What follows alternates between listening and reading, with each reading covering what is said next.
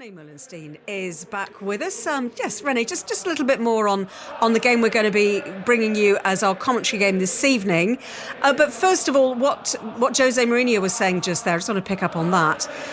Talking about how Barry Ferguson, he's a pragmatist rather than a philosopher. And there are some people who would say that actually Ruben Amorim needs to be a bit like that as well. He's got to kind of forget the philosophy and just be pragmatic and play with the players he's got.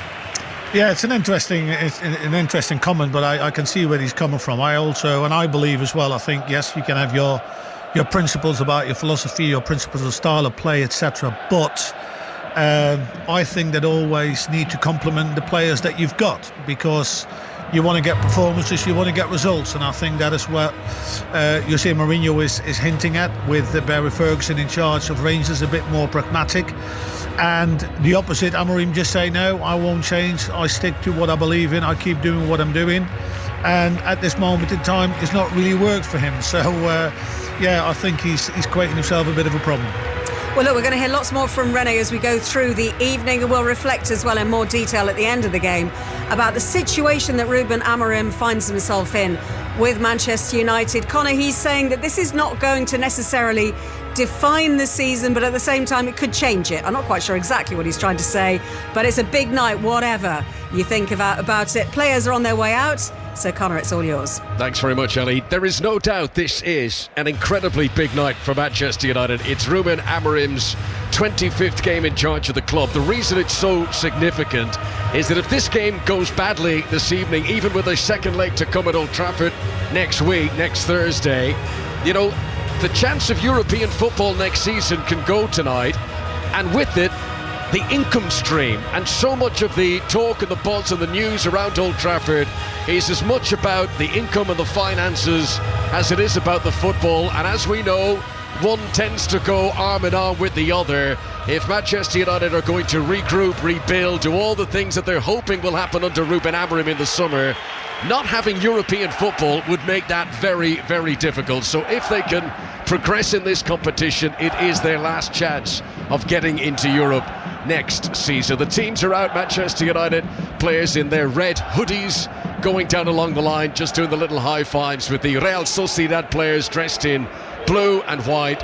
Wonderful modern arena this, a round bowl with big high arches up to the sky, and about 40,000 in here looking down, and they're hoping, a little bit like Manchester United, that this competition, Real Sociedad, can redeem their season, because they did well last year. They got into the European places. They're currently languishing in 9th place in La Liga and seem to throw in the white towel ahead of kickoff at the Nou Camp of the weekend, naming a much weakened team. The idea behind that was to be strong for this evening, and Real Sociedad, Michael Brown, will see Manchester United. They'll see how vulnerable they've been this season, and they'll believe they can get the job done against them tonight. Well, they certainly will. They just look at the position out of possession. So many times Manchester United have been overrun, set pieces that lose. Obviously Harry Maguire is so important in that. It's a big game for Dorgu as well for me, down that left hand side. What can he bring? We've seen an indifferent start to his Manchester United career, so it's about holding the ball, moving Manchester United around, keeping the tempo, but then in those wide areas they've got to be quick, they've got to be concise, they've got to put Manchester United under pressure. Yes, a lovely part of the world is San Sebastian. It's been a bit cloudy, overcast today.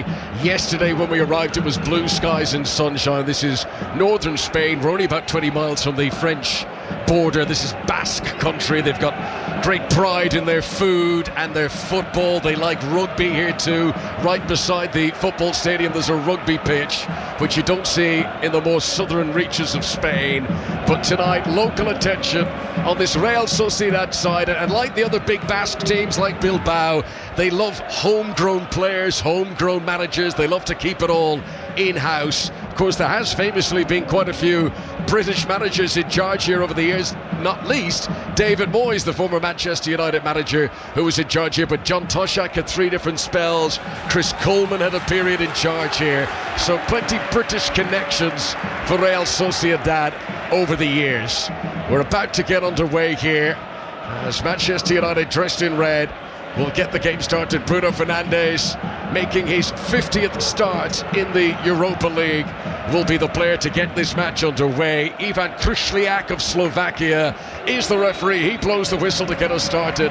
Manchester United played from left to right as we look down, and from the centre circle, Bruno Fernandes plays it all the way back to Andre Onana, and Manchester United players dramatically push forward into the Real Sociedad half of the field as it's launched long towards Xerxes. He's beaten in the air, and Sociedad get it out for a throw in on the far side. Early stages of this tea-time kick-off in northern Spain. It's Real Sociedad 0, Manchester United 0. Yeah, it's an interesting choice, isn't it? You know you're going to be pressed, you're going to be put under pressure. Manchester United decide to go long, but these are the situations now. Into Dalot, wider positions that don't look as comfortable as expected. They're not really playing those short passes direct. It's probably to go into Højlund and Xerxes getting in and around it. They went to go him. Garnacho is the one. He looks like he's going to play down that right-hand side, not the left. The pitch looks perfect as Yoro rolls it back to Onana, and then he does a little Cruyff drag back heel to himself to elude the onrushing Oyarzabal. Well, that was cool as a cucumber from Onana, but evidence that Sociedad are going to press him tonight. Well, they're going to press him, but I can't believe he's actually just done that. We were talking like a little bit of a step on the ball under pressure, lose it in that situation. That would have been a disastrous start. I like his confidence, I like his belief that he can do it, but it's the next pass from there from Manchester United. So free kick to Sociedad on the halfway line. When these clubs have met each other in the past, there has been 3 times when Manchester United have won. There have been 3 times when Manchester United did not win, and the last time they met was in this competition 2 seasons ago, back in the group stage as it was, when each team would play each other home and away, and each of these teams won their away game against the other. You might remember Sociedad won at Old Trafford, and Manchester United won here in San Sebastian. Alejandro Garnacho, who starts tonight, scored the winning goal 2 seasons ago. Sociedad playing it out from the back. Elizondo up to Luka Sucic, the Croatian, who scored twice in Sociedad's last Europa League game against Michelin. They to go through the playoff round to get into this last 16. Again, the referee blows the whistle. Free kick to Sociedad. They hold on to possession. Nea Figueiredo, who's on loan from West Ham United, he's playing at the heart of the Sociedad defence, a player who has been linked with a move this season to tonight's opponents, Manchester United. But again, do we know from his performances, perhaps more with Morocco than with his time in England with West Ham, that he's a very good player. As Dorgu, who of course was sent off not so long ago, is making a challenge there. Looked like he gave away a free kick, but the referee gives it the other way, and it's going to be free kick to Manchester United. Mazraoui to take. Michael. Yeah, he got himself in a good position there, Dorgu. There was a race in behind, which we did feel like the wider players would try and push Manchester United back. Good position. He was fouled, and this is better play now. Nicely worked. Bruno Fernandes to Xerxes, who comes over the halfway line, pushes it in front of Rasmus Højlund. Into the penalty area come Manchester United. A few step overs. Højlund trying to pull it back for Garnacho, and it's cleared away by Zubeldia just on the edge of the 6-yard box. But that was the best, most impressive passage of play from Manchester United in the early stages here. 0-0 on 5 Live and BBC Sounds in northern Spain. Yeah, it was quick, the tempo, and then once you release your different players, Xerxes on the half turn, and he's playing really central, just waiting for an out with Garnacho. But yeah, really positive, good ball in, good positional play, defensively sound Sociedad, but it's just trying to find his feet now. It's in the balance, just settling down, who can take the ball, what areas tactically, that's what you've got to look at. Real Sociedad, who've had a tough run of fixtures.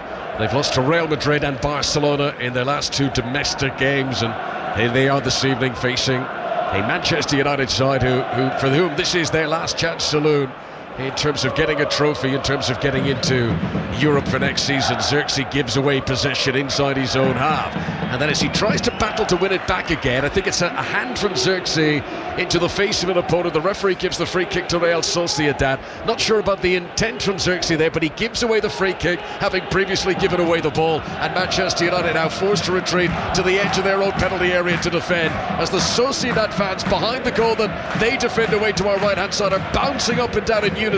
It's an early kick-off here, but they're already making this an intimidating atmosphere in northern Spain. Yeah, interesting position now. Manchester United set up.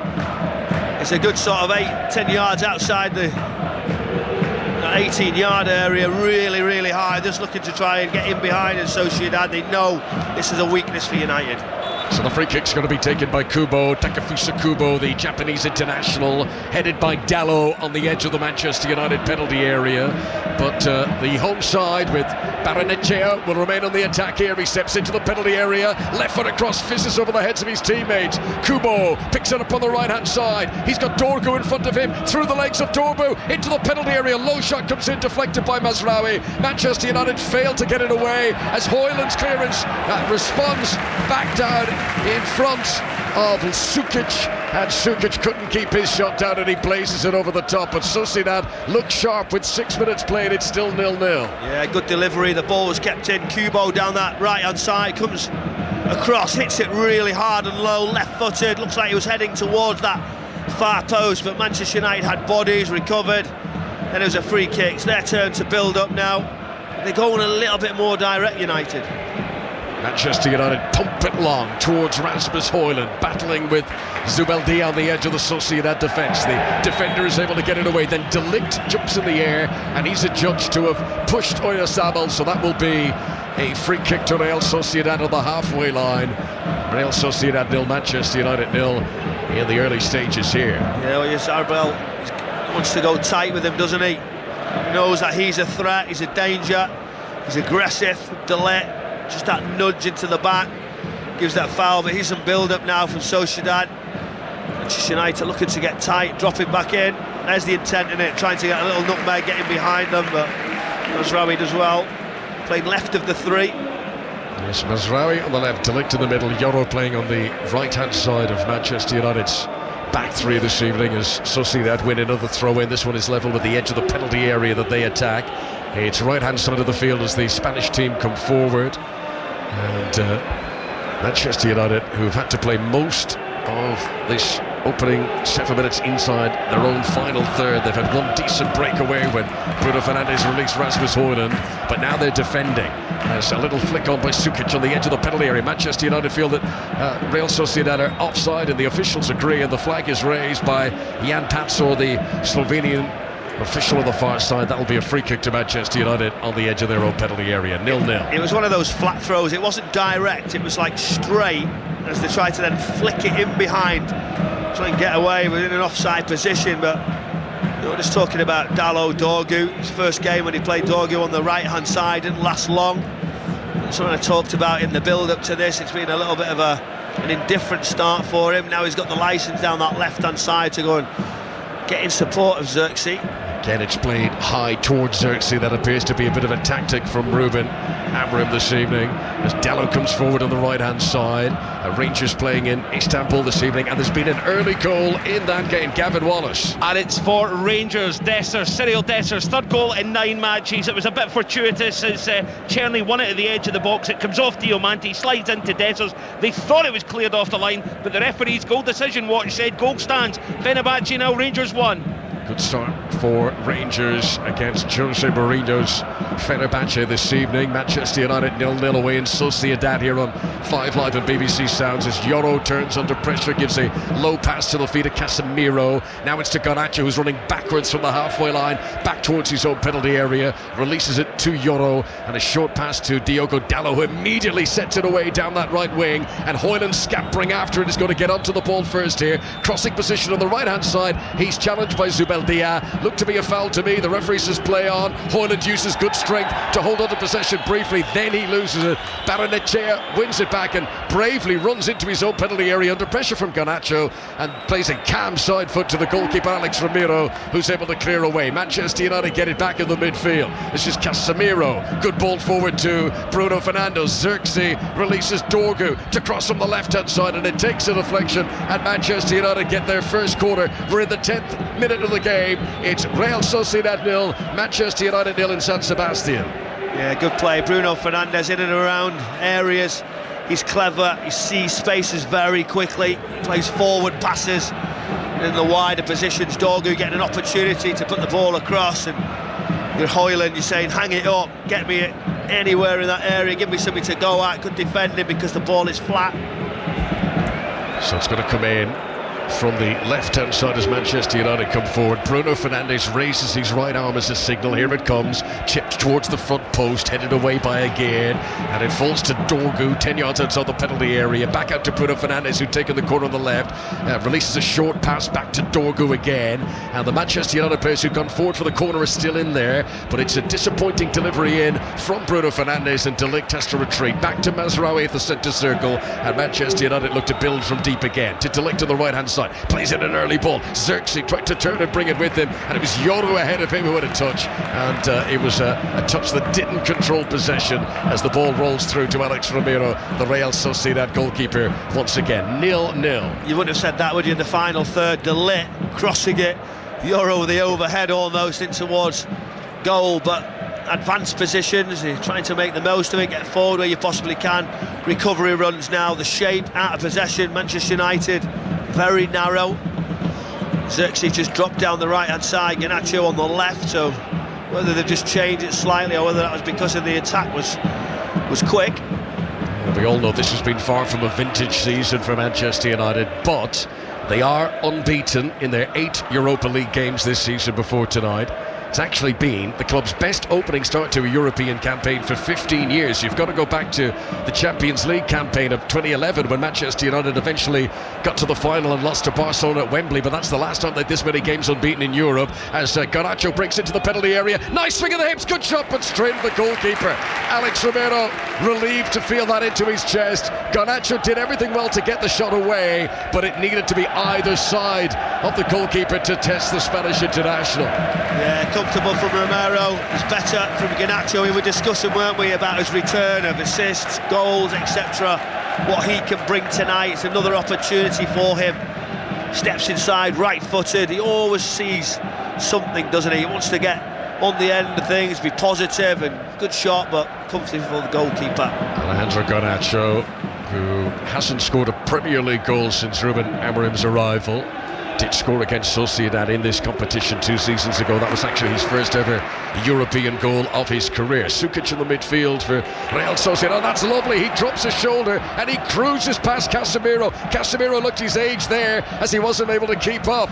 This is Torrientes crossing into the penalty. Onana comes out. He decided early he was coming and he jumps over the top of Yoro and he gathers the ball well. And that's good commanding of his penalty area from the Manchester United goalkeeper. Real Sociedad 0, Manchester United 0. Yeah, Sukic stepping forward. They're important, aren't they? Him and Mendes in the middle of the pitch for Sociedad. Finally a bit of space, drives forward, across from that right-hand side. Comes in deep, a little bit of flight, no real pace on it. And Nana sort of says, right, I'll come and take charge of the situation. You know his confidence is there for that. But Sociedad just now starting to just move it around. The middle of the pitch is going to be so important. So we've reached the 13th minute. Real Sociedad 0, Manchester United 0. Sociedad bravely trying to play it out of their own penalty area. Bruno Fernandes was nearly able to nick the ball off Lucas Sukic there, but Sukic actually popped it over the top of him, ran around the other side to get it. I mean, it looks great, but it was high risk, it really was. And Manchester United could have won the ball there on the edge of their opponent's penalty area. Let's get an update from Tottenham's game. They're in the Netherlands this evening, taking on AZ Alkmaar. Here's Lee Blakeman. 0-0 Connor, but the home team have had the best 2 chances so far. Troy Parrott stabbed wide at the bottom corner from close range, and Ernest Poku has just shot straight across the face of goal from inside the 6 yards area and wide. AZ Alkmaar 0, Tottenham 0. Troy Parrott with plenty Tottenham history in his career. As Real Sociedad here with Aritz Elizondo takes a throw in down the right wing, and it's nodded out for another throw in, so that's a throw in to the visitors inside the Manchester United half. It's been pretty even so far. Sociedad have probably had better territory, but Manchester United have looked dangerous, Michael, on the occasions that they've been able to break forward. Yeah, they have. Do it quickly, play forward. They've got options, whether it be off a 9 and then drop it back in, or whether it be in the wider positions. You've seen Kubo getting down that right already in the middle of the pitch, just trying to create a 3v2 overload on Manchester United.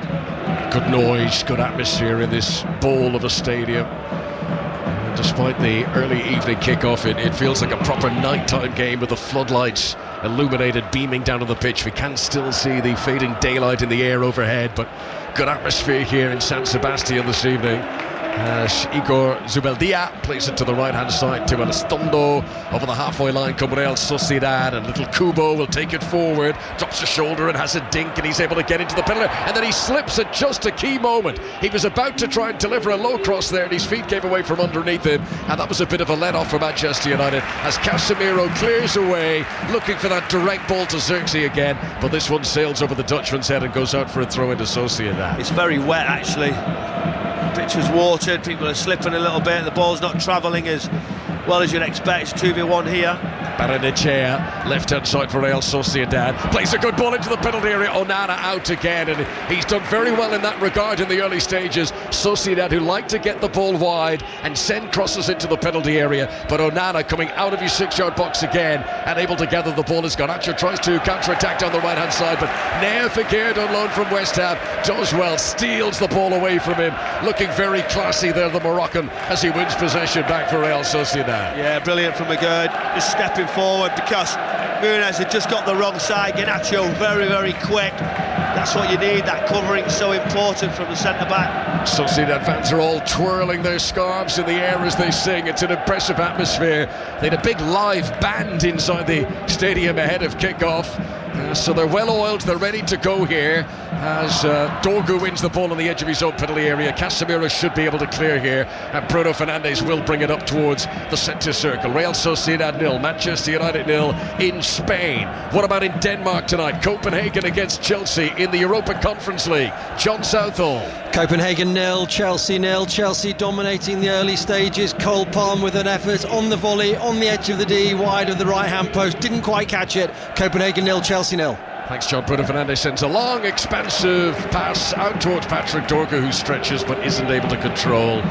Just little moments like that all season have been seeping away any momentum that Manchester United have been able to build. I was waiting to see if you were going to get involved with that band down to our left-hand side. They were going strong very early before kick-off. I was waiting to come on air, building the atmosphere, the noise. It set the tone. It's really loud out there.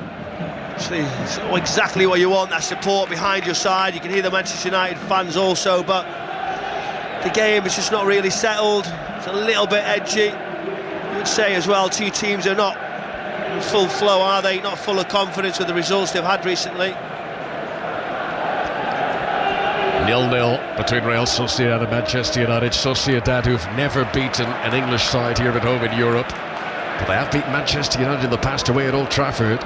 This is Ejan Munoz coming forward up from left back, gives it into the midfield to Benet Trientes, and again he drops his shoulder and he goes past Bruno Fernandes into his shooting position, and just as he tried to pull the trigger, Casemiro leaned into him and the shot goes wide of the target. But these midfielders, Mendes, Trientes, Sukic, they're very happy to take on an opponent one-on-one and try and go past them. They don't just want to pass the ball, they're happy to dribble it past the Manchester United midfield. Well, Trientes as well, soon as it's been clear that he can do that, he kept going, one, then the next. And when he's in the stride, he was always going to be ambitious to get a shot away. That back foot went, we talked about the pitch, the surface. At that point maybe he could have come up right, that little pass.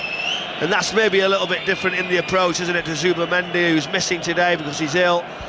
It would have been an interesting one. He could have been that link, but you know, the three midfielders have been in good areas already, showing their intent. Manchester United fans are high up in the top tier, far side of the pitch from us. They're around the corner flag on the end when Manchester United are defending. And they've got a bird's eye view of events down on the pitch here with Real Sociedad and Manchester United still 0-0 for now. What about AZ Alkmaar and Tottenham? Lee Blakeman. Home team lead, AZ Alkmaar 1, Tottenham 0. A disaster for Lucas Bergvall. Corner sent in, heading back across the 6 yards area, and as Bergvall tries to clear it, he just miskicks it, scoops it over his own goalkeeper. It gets worse every time you see it. AZ Alkmaar 1, Tottenham 0. Here Dorgu with the shot that he hoped might have been deflected, but the referee says no, and that's going to be a goal kick to Real Sociedad. Garnacho in the build-up there had the ball at his feet inside the penalty area, Michael Brown, but he just couldn't get the shot away. Still scoreless here. Yeah, but Gallo did really well down the right-hand side. We talked about supply lines, crosses into key areas. You know, Hoyland just waiting. He doesn't put it across. Yes, he sees Garnacho coming, but then it starts to close. It starts to get tighter.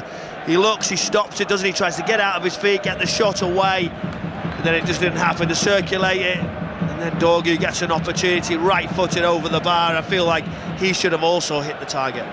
So Manchester United with a few attempts, but all bar one have been off target so far. It was the one attempt that was straight into the arms of the goalkeeper from Garnacho. 20 minutes played, and the players taking a little break here to come across and have a drink round about the halfway line, as even the two goalkeepers come across as well. And some of the players, I think, maybe with Ramadan at the moment, maybe this might be the time that they could go and get something to eat as well. I'm not 100% sure on that, but it looks like that could be part of this. But both coaches are having the opportunity to have little impromptu team talks down there on the edges of the technical areas. We're almost midway through the first half, and not much to choose between them so far. So Manchester United being held level here, Tottenham behind in the Netherlands, and in Istanbul, Gavin Wallace. Rangers are still 1-0 up. Connor, Cyril Desser's 22nd goal of the season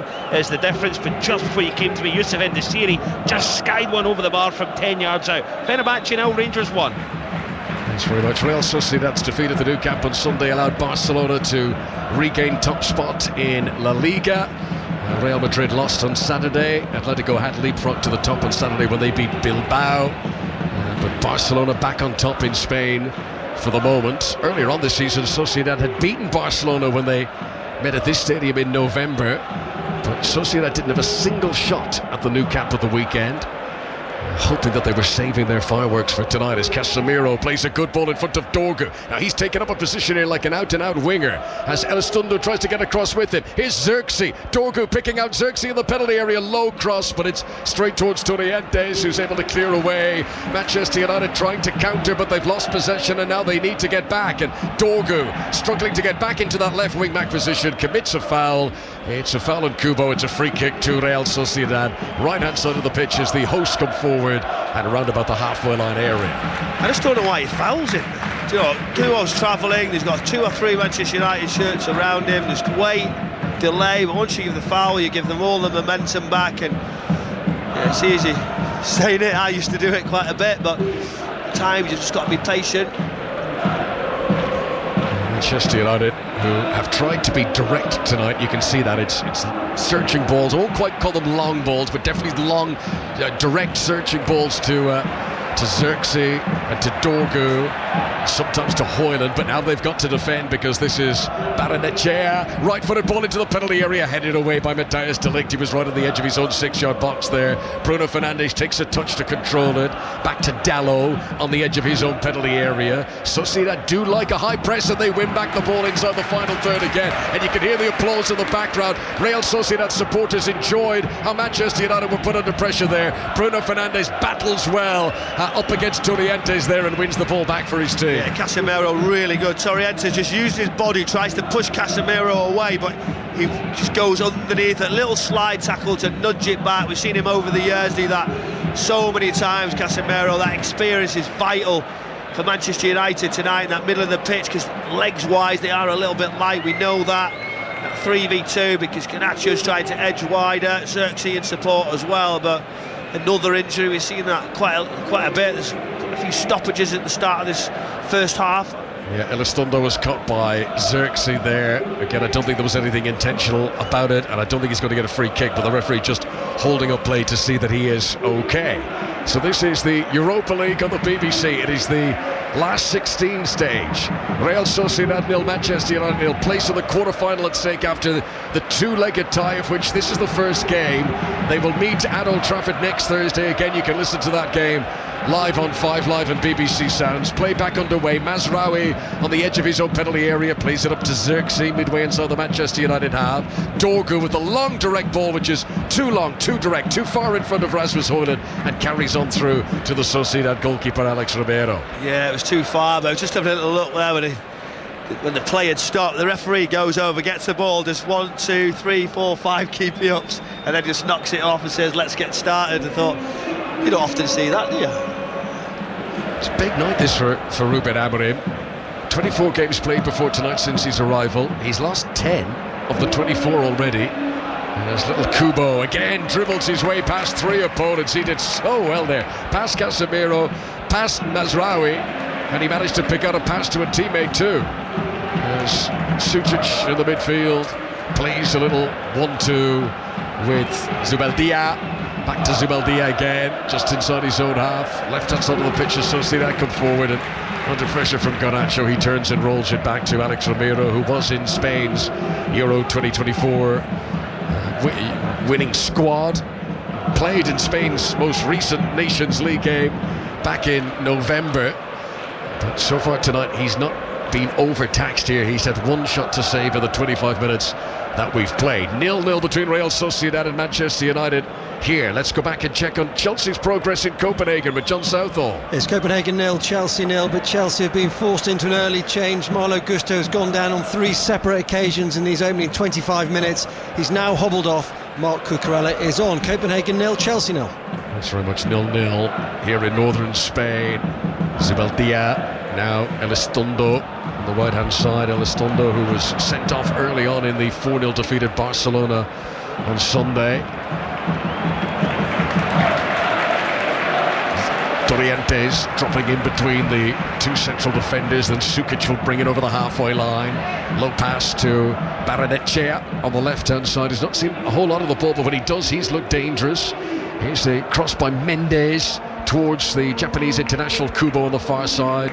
Sociedad holding on to possession here, and it's a flurry of passes, none of them hogging the ball. 1-2 touches, they releases. Barrenetxea makes a run into the penalty area, but the pass towards him is intercepted by Andre Onana, stepping right to the edge of his box. Yeah, he'd gone very early, and I think it might have been an offside decision if so, but there's a little bit of a worry, a concern for Manchester United, but they're just keeping that line high. The ball's trying to be in behind to break it. We did say in the wide areas that Sociedad will try and turn Manchester United around, but this is a big concern again, another injury possibly. Yeah, this is Patrick Dorgu who's gone down. Remember, he's playing left wing back. They're without Luke Shaw already. There's quite a few defenders unavailable for Manchester United at the moment. Harry Maguire, Lisandro Martinez, Johnny Evans. So Patrick Dorgu receiving treatment here in San Sebastian. Real Sociedad 0, Manchester United 0. While we've got a break in play, let's go back and find out how Barry Ferguson is getting on in his first European game in charge of Rangers, up against Jose Mourinho tonight. Fenerbahce against Rangers. Gavin Wallace. They're still winning 1-0 at the moment, Connor. Edin Dzeko forced a great save actually from Jack Butland down to his left a minute ago, but the ball was played over the top for Iñárritu. He was through on goal with Robin Proper, who he wasn't quite sure whether to go or not. Jack Butland's come out and the two of them have collided heads in the most awful way possible. Proper has been down for the last 3 or 4 minutes. This is a huge concern for Rangers, but they are still 1-0 up in Istanbul. Thanks very much, Gavin. Dorgu has left the field to continue that receiving treatment. It does look like he'll be okay to come on though. Real Sociedad 0, Manchester United 0. Last season Sociedad reached this stage of the Champions League. It was their best European performance since the 80s. Back in the 1980s they did reach the semi-final of the European Cup.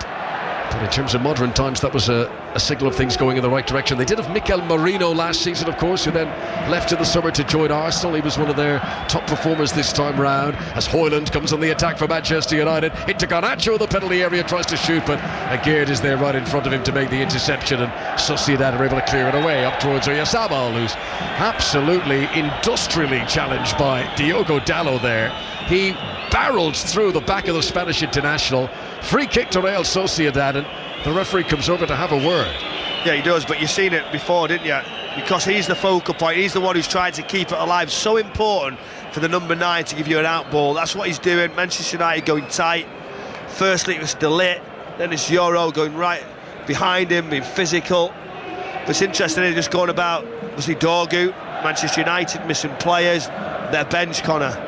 I mean, look at what they've got. Is it almost again one of those saying, well, we're not going to put any more on there, I'm going to show you how much I'm struggling, what I'm left with, but only sort of 5 outfield players. Yeah, Ruben Amorim, who was certain members of the youth team that he decided not to bring on this trip to Spain. So he's got Lindelof, Eriksson, Aiden Heaven, the January signing from Arsenal, then youngsters Harry Amas and Toby Collier, and then 2 goalkeepers on the bench tonight. But it's not a lot of options, particularly when you compare it to Sociedad, who've got 12 on the bench in total. Xerxes here stretching inside his own half, good strength. Bruno Fernandes takes it off him. He almost tackled his own teammate there, the Manchester United captain. Mazraoui, left-hand side, plays one over the top for Dorgu, who is, remember, receiving treatment a moment ago, but he's running freely now to the byline, left-hand side. This needs to be a good cross, blocked to the front post. Højlund was waiting for it to come to him, and Sociedad put it out for a Manchester United corner. Good energy, good industry from Dorgu to get to the byline there, but could he have done a little bit better with the cross, Michael Brown? Well, Ellis-Tondo's in a higher position. Straight away, they're waiting to put it over the top of him. That's what they're trying to turn Sociedad around. But yeah, a better ball. You got to look, the delivery. I keep talking about there's the flat one across, or there's that one hung up. And you fancy Højlund, don't you? I don't know why they don't play it. Half an hour played in San Sebastian. Real Sociedad 0, Manchester United 0. Corner to the visitors. Bruno Fernandes to take. Left-hand side as they come forward. Manchester United have crowded the 6-yard box. It's played in, but Torrientes rises and wins a header on the edge of the 6-yard box to clear away. Mazraoui was the deepest lying Manchester United player. He gives it back out to Bruno Fernandes, who had taken the corner. Now Dalot, more centrally, was hoping that a teammate would run onto that. He sort of dinked it into the penalty area, but all of his teammates are running out. None of them decided to check back and sprint after it, and it calmly bobbles through to Alex Romero, the Real Sociedad goalkeeper, away to our right-hand side. 0-0, Michael Brown. Yeah, just look at the press now. Xerxes is the one right on the edge of the area. Garnacho, Højlund. See Dorgu all the way across, but just thinking, aren't you, Manchester United is so aggressive, but I'd try and play over that if I'm Real Sociedad. There it is. Long ball played towards Barrenechea. Dalot comes across to challenge him, and Dalot insisting, despite the initial decision from the linesman down there to give the throw in to Real Sociedad. Dalot insisted. The referee then agreed with the Manchester United player, and he gave the throw in to the visitors. 0-0 here, but there's another goal in Istanbul. Fenerbahce against Rangers. Gavin Wallace. Half an hour gone, Connor. It's 1 each. The hosts have equalised through Alexander Djeku. He's not long on the pitch just now. Ball into the back post from a corner situation. Balogun, who come on for proper, left his man, and he just gets his body right round it and puts it back across. It's Fenerbahce 1, Rangers 1. Thanks very much, Gavin. Still 0-0 here. Manchester United trying to attack down the right-hand side, but Dalot lost possession. De Ligt works hard to get it back again, and this is Mazraoui inside the centre circle, rolling it out to the feet of Patrick Dorgu, one of the January recruits from Ruben Amorim. Veers in field. That's a terrible ball straight to Ander Barrenechea. Manchester United have got to be more careful in possession tonight. They're giving it away a lot at the moment. This is Munoz, the left back for Real Sociedad. When Manchester United get the ball, they're very happy to sit back and play deep. And they've got Sucic, who sits in front of the 2 central defenders. It almost becomes a back 5 when Manchester United come at them. Throw in to Sociedad here, just in front of the technical area down below us. 0-0 here, with Tottenham trailing in the Netherlands. Lyon, who the winner of this tie will play either Steaua Bucharest or the French side Lyon. Lyon have taken the lead away from home in the first leg of their last 16 tie tonight. 1-1, as we heard from Gavin, between Fenerbahce and Rangers. 0-0 here. Those are the 4 active games at the moment, the 4 early kickoffs in the Europa League this evening. Later on this evening, Ajax host Frankfurt, Bodo Glimt against Olympiacos, Roma take Athletic Bilbao on, and it's Pleasant against Lazio. As here comes Sociedad with Takefusa Kubo into the penalty area. Right-hand side, Dorgu standing up ahead of him. Close touch control is really good from Kubo, and he wins a corner for his team. Corner to Real Sociedad, forcing Manchester United back again. Yeah, you see Dorgu, who's trying to not let him come back on that left foot, but it's a fine balance, isn't it? Whether you let him go line to try and clip it with his right. Looked like it got away, but as Kubo pushes it towards that byline, really good recovery from Dorgu. So a Japanese wide player, very much in the mould of Brighton's Mitoma. Is Kubo, loves to dribble with the ball, keeps it very close to his feet. Here comes the Sociedad corner, in swinger, which Xerxes wins at the front post, but his header goes straight to Lukas Sucic, who's able to get away from Garnacho. Garnacho made no attempt to challenge him there, and then Casemiro with a better challenge, and the ball now falls to Garnacho, and he's easily pushed off it by Aguirre. Back to AZ Alkmaar against Tottenham, back to Lee Blakeman. AZ still leading 1-0, but it should be 2, Connor, because Troy Parrott's just gone through on goal, 1-on-1, just Vicario to beat. Big save by the keeper with his legs to keep it at AZ Alkmaar 1, Tottenham 0. So Tottenham trailing Manchester United, scoreless here in northern Spain. Ayin Munoz, left full-back position for Real Sociedad, gives it infield to Aguirre. This is Zubeldia, and again, this is what they've done all night. He waits for the opponent to press, drops a shoulder and goes around him. And Manchester United, I'm sure Ruben Amorim will be looking at this and he'll want his players to engage. There's no point, Michael, just rushing forward in a press. You've got to try and make the tackle when you're one-on-one with the opponent. Yeah, I don't think he'll be too disappointed so far. I don't. I think he'll think his shape's okay. He's limited Sociedad for only a couple of wider opportunities and feel like they've had a little bit of threat, Manchester United. So I think he'll be comfortable. I think they've got it okay. But it's just one of those, isn't it? That concentration level for Manchester United. Can they keep it up? Will this tempo be something that they can carry on? But just look at Højlund's sort of pressure, his angle. It's just strange, really, that Xerxes going more central in the press. Plenty 5 Live commentaries coming up over the weekend. We'll start with Liverpool against Southampton. That's the pick of the 3 o'clock games on Saturday. Tonight it is the Europa League that has our attention after what's been a busy week of European football. Lots of English and British sides in action as Diogo Dalot prepares to take a throw in for Manchester United here midway inside the Real Sociedad half, turns and throws it back to Yoro, who in turn rolls it back into his own half to De Ligt. And now Mazraoui in a more central location. Manchester United with Yoro, De Ligt and Mazraoui as the back three tonight. No Harry Maguire, no Manuel Ugarte, neither of those travelled to northern Spain if you missed the team news earlier on. I was in the press conference with Ruben Amorim here last night, and he was really stressing about how he doesn't see the importance of winning this competition perhaps as much as it's been built up to be, and he kept referring to the big picture.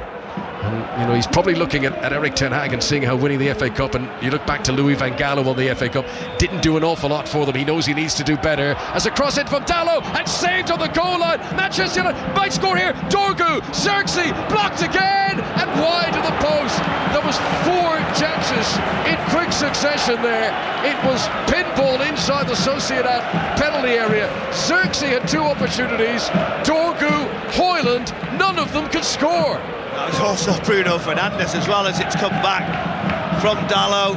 But again, when he comes into those positions, you just try and poke it into the corners. Desperate defending, all getting those blocks from the Sociedad defence, and it just didn't fall, did it? Even Xerxes on the second time around, just people right in front of it. His manager just steps forward to give a little bit of detail, but that's better from United, much more clinical. Well, that was the best chance of the game so far. We've got 8 minutes of normal time to go until the break. Real Sociedad 0, Manchester United 0.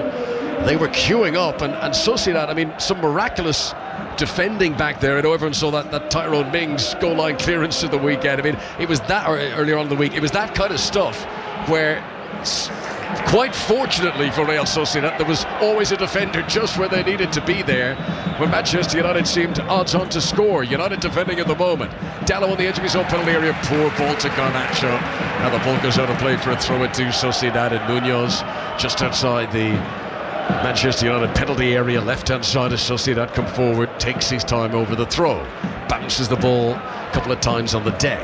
Now he's holding it above his head. Takes the short throw, gets it back from Sukic. Bruno Fernandes tries to get close to Munoz, but it's slipped past him. Sukic gives it back to Munoz, who cuts in field, and Dalot is taken down. And that's going to be a free kick. Free kick to Real Sociedad, and they're baying for a yellow card here as the Slovakian referee talks to Diogo Dalot. No card shown. Free kick to Sociedad, crossing position on the left-hand side. But you can hear the whistles and the cheers, and you can tell what the Spanish crowd thought of that. Yeah, but Munoz thinks he's in big problem here, staying down, but then gradually getting to his feet. Yes, it was a foul. Was there some contact?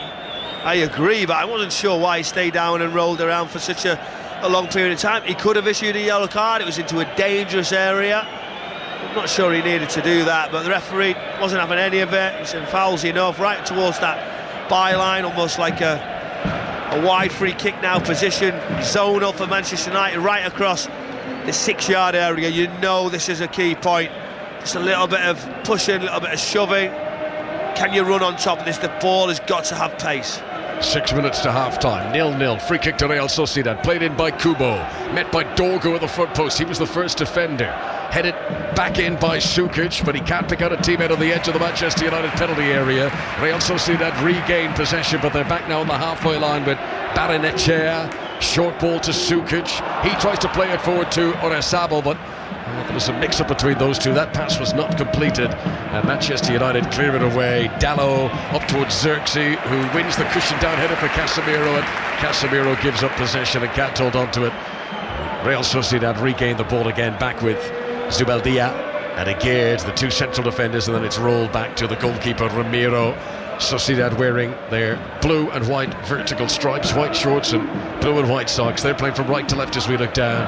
Manchester United in their red shirts, dark shorts and dark socks. And they've had to change the shorts tonight, Manchester United, not to clash with their opponents. This is Elizondo on the far side of the pitch, into Aguirre, through Zubeldia. The goalkeeper Ramiro biting on his goal line, lashes a pass out to Munoz. Difficult one for the fullback to control, but he's done well to get it. Then he gives it away to Bruno Fernandes. Manchester United have possession inside their opponent's half. 0-0. Half-time, fast encroaching upon us. This is Yoro, well into Sociedad territory. Dalot outside him on the right-hand side.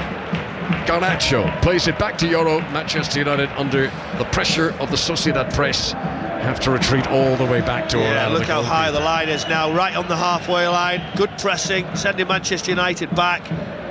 It's an aggressive header as well, and they just pick it up. So what do Manchester United do? Can they lock on? Another wasted pass. That'll be something I expected more from Sociedad. Better in possession, controlling the tempo. They haven't done that, which will suit Manchester United. It's here now. Bruno Fernandes, the diagonal pass.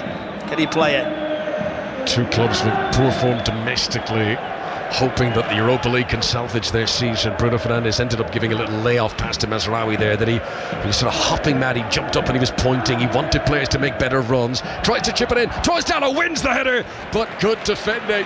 Aguirre was right beside him, and there was no power on the header from Dalot, and it's straight to the chest of the goalkeeper. But that's the sort of pass that Bruno Fernandes wants to play. Those are the sort of runs that he wants to be aiming at. He's very clever in possession when he can get his head up, Bruno Fernandes, and you see Dalot come right from the opposite side, inside the fullback and centre-back, just sneaks in, just doesn't get the contact, the momentum. It's very, very close to the goalkeeper, just towards the edge of the 6-yard area, heads it right into his hands, and looking at it, really, he should have been able to direct it into one of the corners. Manchester United, who've won their last 5 Europa League games in a row. The club has never won 6 consecutive games in this competition, the Europa League or the old UEFA Cup before it. And the second leg to come at Old Trafford. If Manchester United can win here tonight, it really would set them up well to advance to the latter stages of this competition. This is Munoz on the left-hand side. That's a clever ball in field to pick up Torrientes. He will now break forward towards the edge of the penalty area. Manchester United defenders are backing away from him there. Barrenechea taking on Dalot. Good defending from Dalot initially. Barrenechea tries to do a little direct turn. Casemiro in with a cheeky back heel back to Dalot. Salvages that situation for Manchester United. Dalot pumps it long towards Xerxes, but it's cut out by Elizondo, and Real Sociedad get possession back again. We've just over 2 minutes of normal time to go until the break. Another goal in Fenerbahce. Rangers are in Turkey tonight. Gavin Wallace. It's a classic counter-attack. Rangers have went 2-1 up. Vlakov Cherny goes forward. He finds Dessers on the right-hand side, who then cuts it straight back across to Cherny, who then goes across the goalkeeper, puts it into the bottom corner. Fenerbahce 1, Rangers 2. Thanks very much, Gavin. So 4 European Europa League games taking place at the moment. This is the only one that doesn't have a goal yet. And Tottenham still trailing because of that Berival own goal in the Netherlands against AZ Alkmaar. Sociedad get another free kick here just inside Manchester United territory. Yeah, Torrientes was running out of space, and he sort of desperate challenge, and it just ricochets up towards Højlund, then he's away. And I didn't think the referee had spotted it, but it did hit his hand, and from there on, once it hit his hand, he decided that he's not going to let him go any further. He couldn't really do much about it. This was Højlund, but referee spot on with that. So far in this first half, Real Sociedad have not been able to get a shot on target. So Ruben Amorim will be pleased that his defence has limited the host to that. No goals yet as Real Sociedad get a throw in on the far side. Still a bouncing, still a loud atmosphere here in northern Spain, this early evening kickoff. Increasingly dark skies overhead as Dallo wins an intercepting header. And the ball is kept in play by Barrenechea on the near touchline. He could have let that out for a Sociedad throw, but he decided to keep the ball in play. This is Torrientes, back to Aguerd. Tall, elegant defender, the Moroccan. Over to Elizondo on the far side and onto the exciting Japanese player Takefusa Kubo, who draws 3 opponents into him, then gives it to Brais Mendes. Chance maybe to shoot here on the edge of the box. Lovely ball by Mendes, back in, and it's hoofed away by De Ligt. That was a last gasp stretch for the Dutchman, just as Sociedad were ready to pull the trigger. It's a corner to the Spanish club, 0-0 here. They worked it really well. You see Dorgu gets pulled out of position, but that's something they've worked on, and then Mazraoui shift across into a 4 as they release that left side, but then they picked him off very, very quickly. Little play into the box, and De Ligt just managed to poke it away. Kubo's going to take the corner.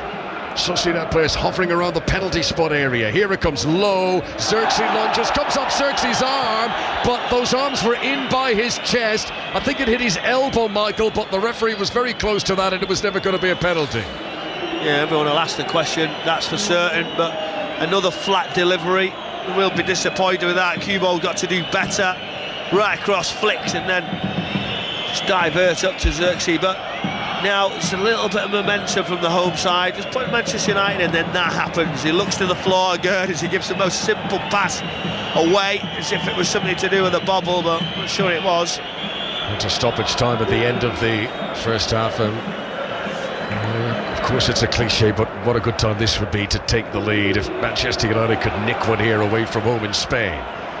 Bruno Fernandes trying to get possession away from Oyarzabal, but it was very well protected. Sociedad give it out to the right wing. Kubo up against Mazraoui, jinking one way then the other, gets it back on his left boot. Bruno Fernandes did well to close him down. It'll go out for a stoppage time corner here. Ahead of half-time, Sociedad have another set piece before the break. Yeah, Kubo doing well down the right. You can see straight away, wants to check on that left. Mazraoui was backing off, didn't know which way to go, and that's when you look and you need help. A midfielder's got to come over and join, double up, and he does that very well, Bruno Fernandes, and just diverts him wide, and Kubo disappointed he couldn't find the edge of the area. So with Tottenham trailing in Europe tonight, Rangers in front, Manchester United been held 0-0. Here's Kubo's corner, pushed away by Onana. He was under pressure there. There was an opponent leaning into him. The goalkeeper did very well, actually. Despite the push, he still not only got a touch of the ball, but was able to shove it well away from the penalty area out of danger. But the referee had blown his whistle anyway, and it's a free kick to Andre Onana, and we're almost at half-time. 3 minutes have been added on, and we're almost there. It was a brilliant delivery, and Subielda just attacked it with all the intent. Onana, very brave, just punched it away. Then the contact came. Referee decided it was a free kick. It was. So good goalkeeping. Brais Mendes back to Aritz. Elizondo. Sociedad enjoying a strong finish to this first half here. And as a challenge comes in on Takefusa Kubo that was late. I think that was Xerxes. And the referee gives the free kick to Real Sociedad on the halfway line. Sociedad have been technically very adept here. Their passing has been crisp, but probably not creating enough chances for their manager Imanol Alguacil's liking. Here is Barrenechea playing it back to Aguerd on the halfway line. To the midfield to Sukic. Torrientes. Zubeldia, and there goes the whistle for the break. So Manchester United, who've had flurries of activity in around the Real Sociedad penalty area, perhaps unfortunate not to have scored in that first 45 minutes. They go towards the dressing room, still all square here. Manchester United are 0-0 away at Sociedad in the Europa League. Michael Brown. Yeah, I think both managers will be quite content. Alguacil will be wanting more control in possession in the middle of the pitch, which is something he expected. There were quick and wider areas, but for Manchester United in that setup, I was expecting more from Xerxes, more from Garnacho. Højlund we haven't seen, but they've created good opportunities, mainly from those wider positions. Dorgu, left wing back, Dallo getting into good areas, firstly from the left-hand side, trying to get the crosses in with Dorgu, but then Dallo, one opportunity with his head right into the goalkeeper, another, that pull-back, Bruno Fernandes, edge of the area, the block, Xerxes followed up. I don't know how Manchester United didn't score, but interesting first half. Right, Ruben Amorim has much to chew over the break here, and this first leg of the last 16 tie in the Europa League remains completely in the balance. Both teams will have seen positives and negatives from that first half. It's Real Sociedad 0, Manchester United 0. Yeah, and just some thoughts at the break, guys, before you let you go and have a cup of tea. If Manchester United had managed to take one of those chances, particularly that one with Diallo, would it have changed that momentum? Because it just feels like Sociedad came back into it towards the end of that first half, having not shown a great deal, Michael. Yeah, I was expecting it was waves of possession, Manchester United setting traps and countering quickly. I expect the home side to did move it around, those 3v2s in the middle of the pitch. I did expect that, and when the space was there, the midfielders ran onto it. So I think it's about confidence with Manchester United. Connor talked about their results in Europe. The Premier League haven't really happened, but a goal would give them everything, a lift, something to go at. But I think it's been all right so far. I think Amorim would be quite pleased. Would he like it a little bit better with more control? I'm sure he will. But I did expect the home side to have opportunities and gain a little bit of territory at times. Lovely stuff. Back with you for second half commentary shortly here on 5 Live Sport this evening. Live from San Sebastian, Real Sociedad 0, Manchester United 0 at half-time. We'll check in on the other games we're featuring this evening. Four British teams in action, so we'll catch up with those scores shortly. But René Mullenstein, former Manchester United assistant manager, watching with us in the studio as well.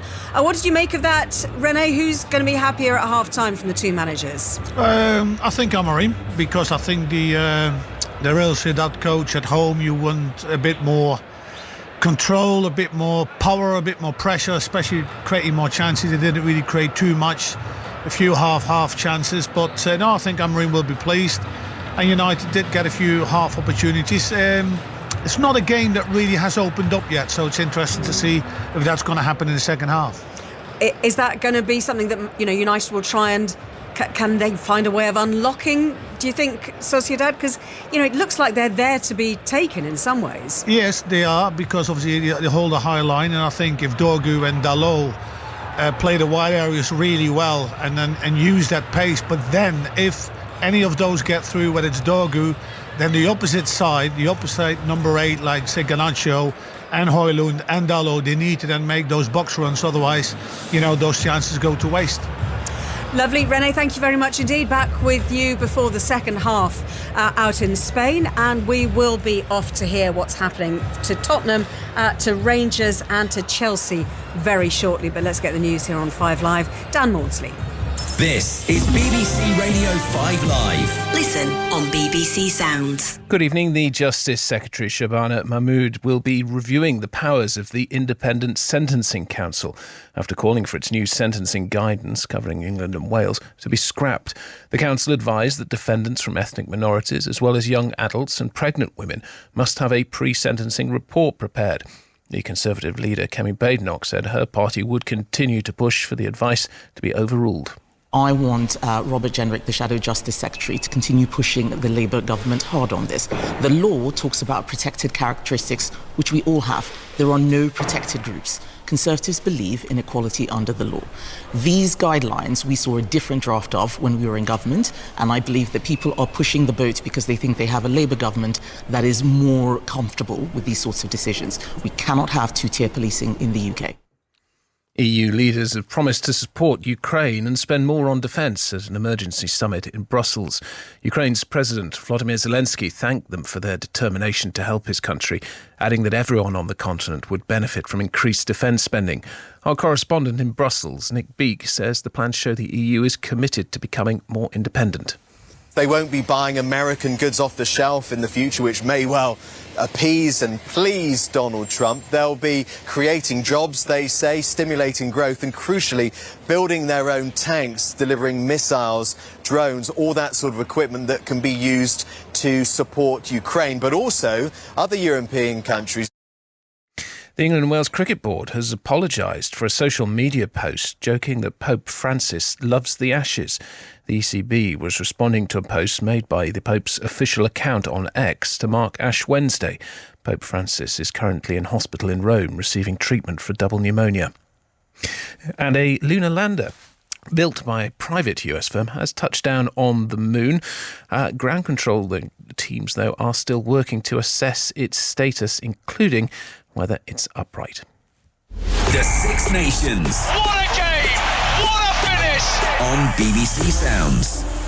On Saturday at 2:15 on 5 Sports Extra, Ireland against France. Looks up, does he touch it down? Referee says yes. And at 4:45, Scotland versus Wales.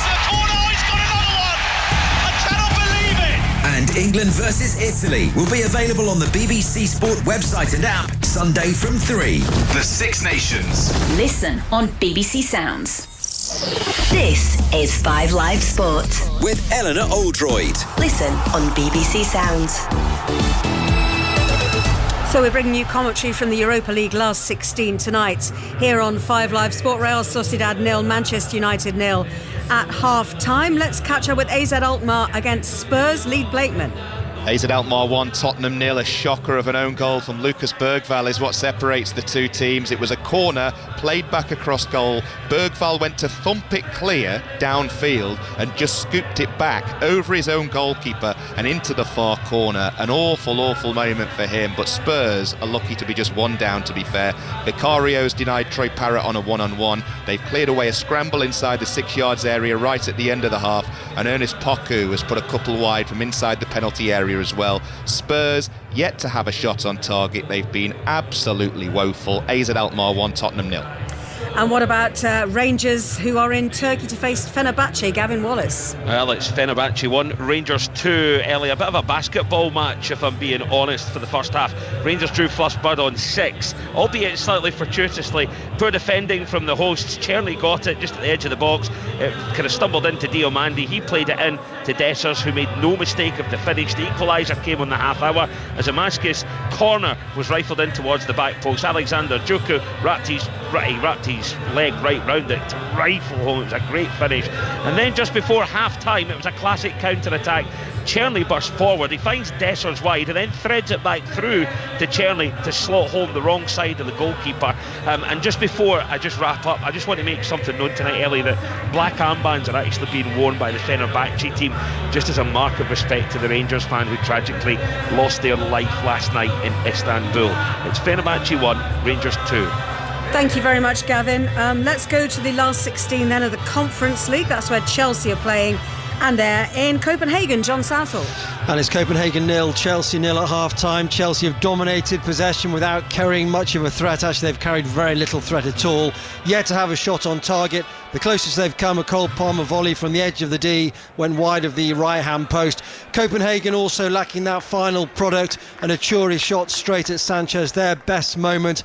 We hope for better in the second half, but I suppose this scoreline will suit Chelsea. Copenhagen 0, Chelsea 0. Thank you very much indeed, John. Yes, we'll be back with the football in the next few minutes here on 5 Live Sport. But let's have a little focus on some boxing, because Natasha Jonas is aiming to add the WBO welterweight belt to her world title collection when she faces Wales's Lauren Price tomorrow night. Commentary from the Royal Albert Hall on 5 Live Sport from 9 p.m. Steve Bunce is part of our commentary team, and he joined me earlier to look ahead to the big fight tomorrow night. There is a sort of growing antagonism attached to this fight, and that comes from Tasha Jonas feeling that she's been disrespected, and Joe Gallagher, her trainer, a friend of 5 Live, him playing up that role, that they've disrespected us. They're considering us the B-side. We're the A-side. They're not the A-side. We're the A-side. And of course, she hasn't helped Lauren Price by just shrugging her shoulders and saying, I'll be too fast, I'm too young. Tasha, who's 40, even though she might only look about 20, she is saying, look, experience and ring IQ, you can't buy that in boxing, and that's why I win. So not necessarily drama, but you could sense the antagonism.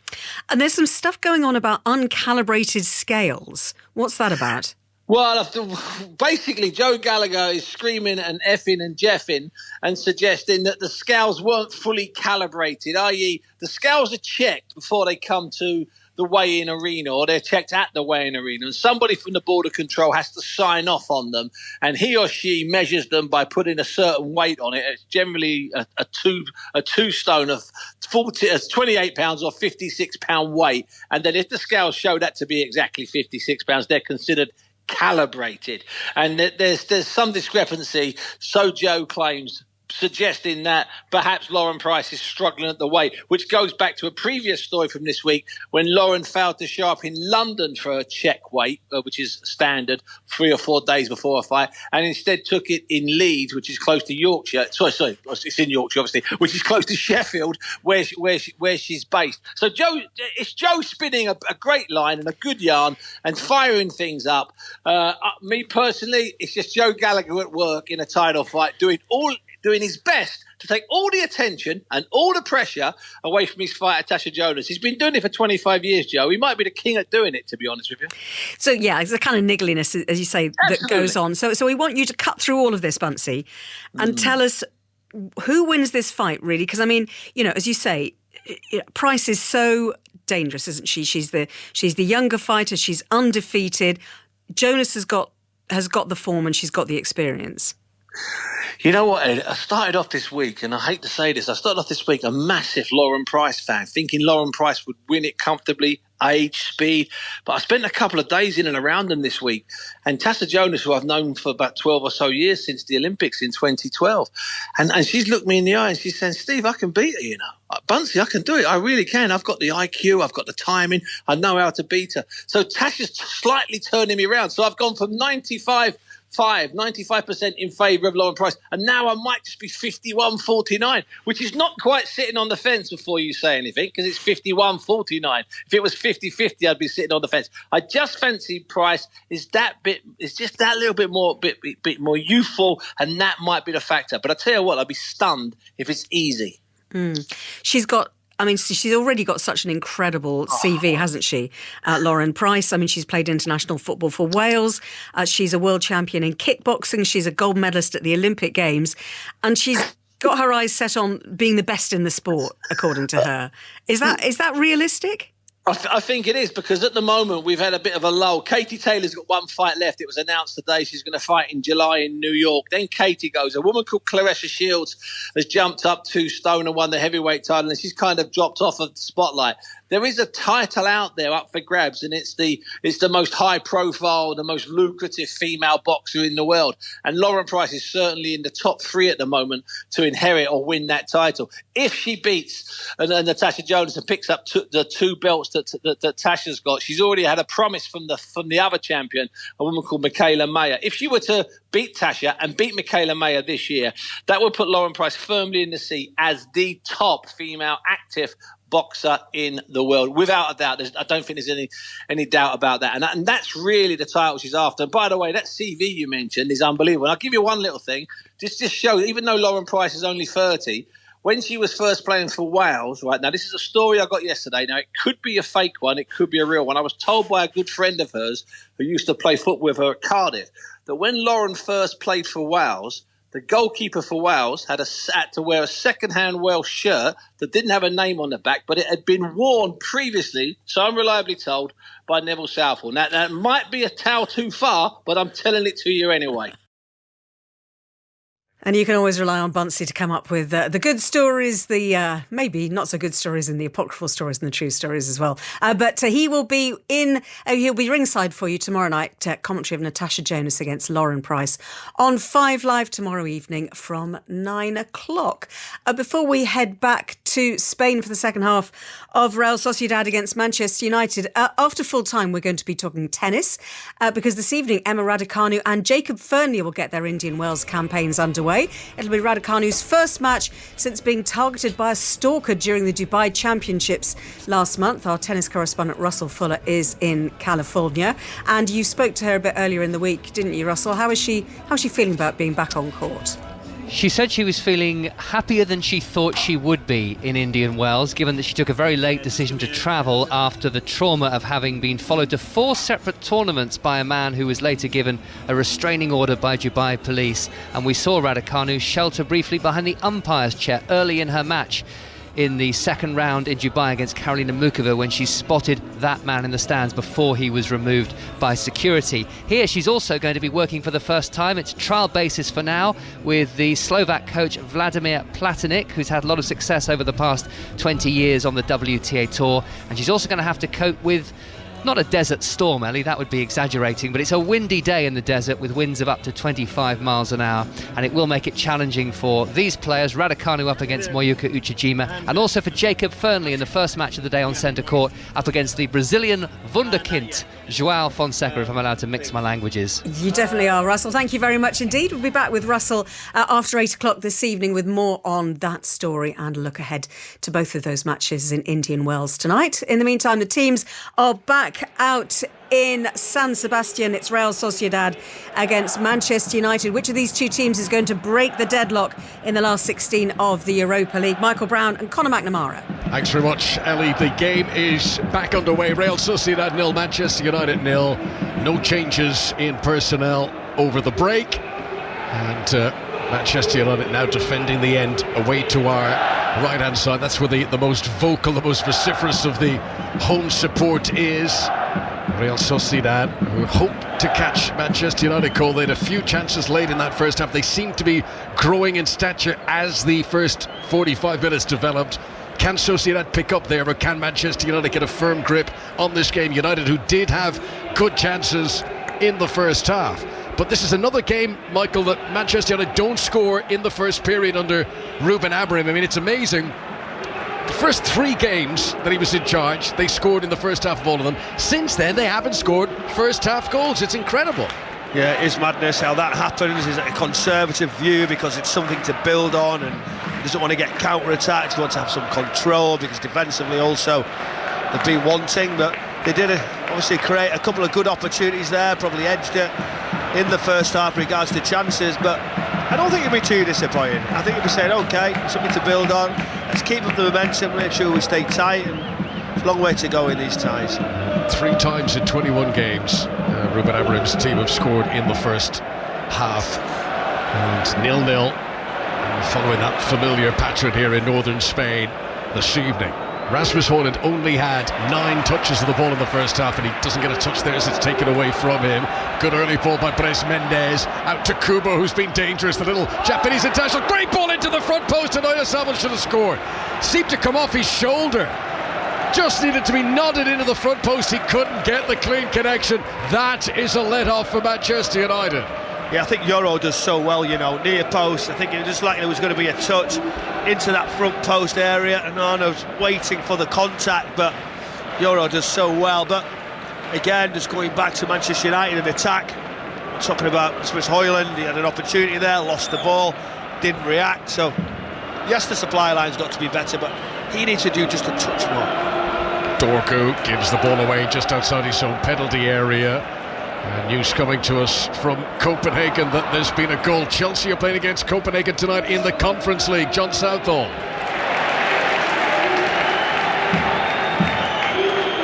OK, we will check back in with John, but I can tell you that Reece James has put Chelsea in front in Copenhagen this evening. I know I've got a cold, but it's not like John to lose his voice, is it? He'll be back soon with something. He'll come. Don't worry, he'll report. He's nipped out for a quick run. This is De Ligt inside his own penalty area to the feet of Onana. Just about gets it away with Oyarzabal closing down on top of him. John Southall is back with us, John. Yeah, Connor, I can tell you that Chelsea lead Copenhagen by 1-0. Wonderful finish from Reece James. Cucurella played him in 25 yards out, ran onto it, picked his spot and rolled it into the bottom corner. Copenhagen 0, Chelsea 1. Thanks very much. So we played 3.5 minutes of the second half here, and Zubeldia has picked up a yellow card. That's the first booking of the evening, and there are players who are in danger of missing the second leg of this last 16 tie should they pick up a yellow card tonight. Casemiro is one of them. Brais Mendes is another. Those are the 2 who are on the field. Manchester United now with a free kick that might just be tempting Bruno Fernandes and Xerxes to wonder, might they have a shot here? It's fully 10 yards outside the penalty area, but it is a central location, Michael Brown. Yeah, it is central, but what they were asking for, Højlund was getting that run through the middle, then he sort of pulled back, he's impeded, and what Bruno Fernandes is saying, let it run on, let's have a look, see what the next phase is, we want that advantage, and it wasn't necessarily given. The referee was quick to react now centrally. Free kick, different option, Bruno Fernandes, Casemiro over the top of it. It's a bit far out, isn't it? It's going to have to be something special. Can it be clever? Can there be a slide pass? You would imagine A little dink over the defenders, and the Real Sociedad backline are holding a high line there. Look at 3 Delict. steps outside the penalty area. Delict, as Michael mentioned, has wandered into a blatantly offside position, but he's just trying to unsettle the opponents. Bruno Fernandes does go for goal, and it's wide of the target in the end. And back to John Southall watching Copenhagen against Chelsea. Well, it's a good response this from Copenhagen. They trailed Chelsea by 1-0, but Klaassen on the left of the 6-yard box has just hit the post. Copenhagen 0, Chelsea 1. Chance for Manchester United. Dorgu to the byline, left-hand side, takes his time, floats it in too high for Højlund, headed down by Munoz, straight to Bruno Fernandes. He's challenged by Kubo in the D of the area. Down goes Bruno Fernandes. Manchester United play on. It's Garnacho, and it's the side netting. Side netting for Garnacho. The angle was tight, but there was 3 times there where Højlund saw the ball flash beyond him. He's just begging for a chance to fall in his lap. As it is, Garnacho into the side netting, and the game remains scoreless. He's waiting, but he's got to understand which runs, the right timing, dynamic, whether it be back post, front post. Xerxes does very, very well on 2 occasions. A little flick that just gets Dorgu away. Pass right across the face. Garnacho opposite side is coming in. I think he just hit the target, get it back across. He just sneaks it into that front post, but it just misses into the side netting. Big opportunity. Sabal wins a header ahead of Casemiro, and then Bres Mendes tries to flick it on, but it's been intercepted. Højlund lunges in, beat to the ball by Zubeldia, and Aguerd here leaves it for Munoz, the left back who's swept across to cover in a central location. Good pressure from Manchester United, though they force an error. Elizondo isn't able to keep the ball in play. It's a throw into the visitors near the halfway line, and Ruben Amorim points to Mazraoui and says, you leave that, allow Dorgu to take the throw, you go back into your defensive position. And then Dorgu throws it to Mazraoui midway inside his own half. Manchester United 0-0 away in San Sebastian in northern Spain, near the French border here. This is very much Basque country. Lots of what we would sort of call French berets being worn by the public. You see them in the streets here as Sociedad get a free kick bang on the halfway line, and Manchester United have to fall back into a defensive formation once again. So Chelsea are in front in Copenhagen, Tottenham behind in the Netherlands, Rangers in front in Istanbul, on what is a busy early evening for the British clubs in Europe tonight. This is 5 Live at BBC Sounds. We're live in San Sebastian. David Moyes, after leaving Manchester United, became manager here, of course. John Toshak was manager here several times. Played back by Munoz to the goalkeeper Ramiro, dressed all in green, and under pressure from Garnacho, he launches it right-footed straight out of play, controlled on the outside of his impeccably white trainers by Ruben Amorim down there. Nice touch, wasn't it? I was just reading when he was on about David Moyes. Elizondo did he give him his debut? That's yes. What I was reading before. Yeah. He's been a one-club man, Aris Elizondo, and David Moyes brought him through into the team. It's funny. It's quite a long time ago that David Moyes was manager. It feels like it's only a few years. It's like a decade ago, yeah. He's done well, he's proved a few wrong. Yeah. Manchester United, since he left there, that he wasn't going to go on and do great things, and just keeps coming back. We're watching Naif Aguerd here on loan from West Ham. He was in the West Ham team that won the Europa Conference League under David Moyes. And now Aguerd on loan at Real Sociedad. Would love to do well in this Europa League competition, but his new Spanish team as Casemiro plays it out to the right-hand side to his international colleague Diogo Dalot. Short ball to Garnacho just outside the penalty area that Manchester United attack. Munoz is sticking really close to Garnacho, and although Manchester United hold on to it, they've had to retreat back a bit here. Casemiro plays it in to the penalty area. Bruno Fernandes, great close touch control. Dalot for Garnacho, weak tape shot. It was a side footer, but he didn't get any power on it. He's 12 yards out and he's given it straight to the goalkeeper. That was a chance. It's a big chance, but it's so intelligent for Bruno Fernandes. Casemiro on that wavelength, that reverse pass. He already sets off because he knows it's going round the corner. That's what you like to see. Combinations, just didn't fall for him under pressure. Sets it back and comfortable for the goalkeeper. But this is better spell from United. As I say that, bad touch from Dalot. Momentum just drops. Yeah, it's keeping momentum, harnessing it, that is proving so difficult for this Manchester United team. Yoro did well to win a header there, but then miscontrolled by Dalot, and all that good work goes to waste. We've almost played 10 minutes in the second half of this first leg Europa League last 16 tie. 5 Live at BBC Sounds. Bruno Fernandes tries to drag it back for himself and he goes down. The referee says he just fell over. Play on, he says. Manchester United wanted a free kick there. Sociedad playing out to the right wing to Takefusa Kubo. Kubo coming infield off that right wing away from Dorgu. Xerxes battles back well, but at the cost of a corner. Corner to Real Sociedad. While we wait for that, news of a goal. Fenerbahce Rangers at Gavin Wallace. And it goes to Rangers. They're now up 3-1. Nico Raskan with the initial shot. The goalkeeper doesn't save it well. Dessers is quick to follow up and tabs home. Fenerbahce 1, Rangers 3. What a good night it's proving to be. His first European game in charge for Barry Ferguson as the Sociedad fans are getting giddy now. They're bouncing up and down. They believe their team is beginning to get a firm hold of this game now that they're increasingly putting Manchester United under pressure. Everyone back in defence for Ruben Amorim's team here. Kubo prepares to take the corner.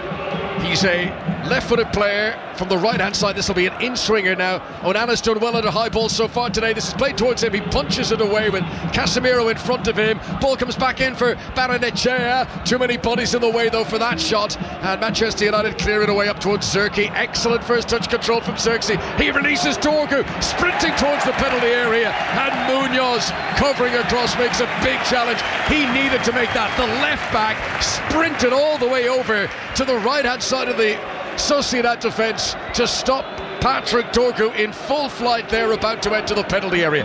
0-0 it remains. Michael Brown. Yeah, really good counter-attack from Manchester United. And as you get to the areas of those wide left positions, Dorgu getting in away, but you said Munoz right the way across. And as he wins the challenge, he sort of collides and the referee sort of has to give him it, although he's a bit fortunate.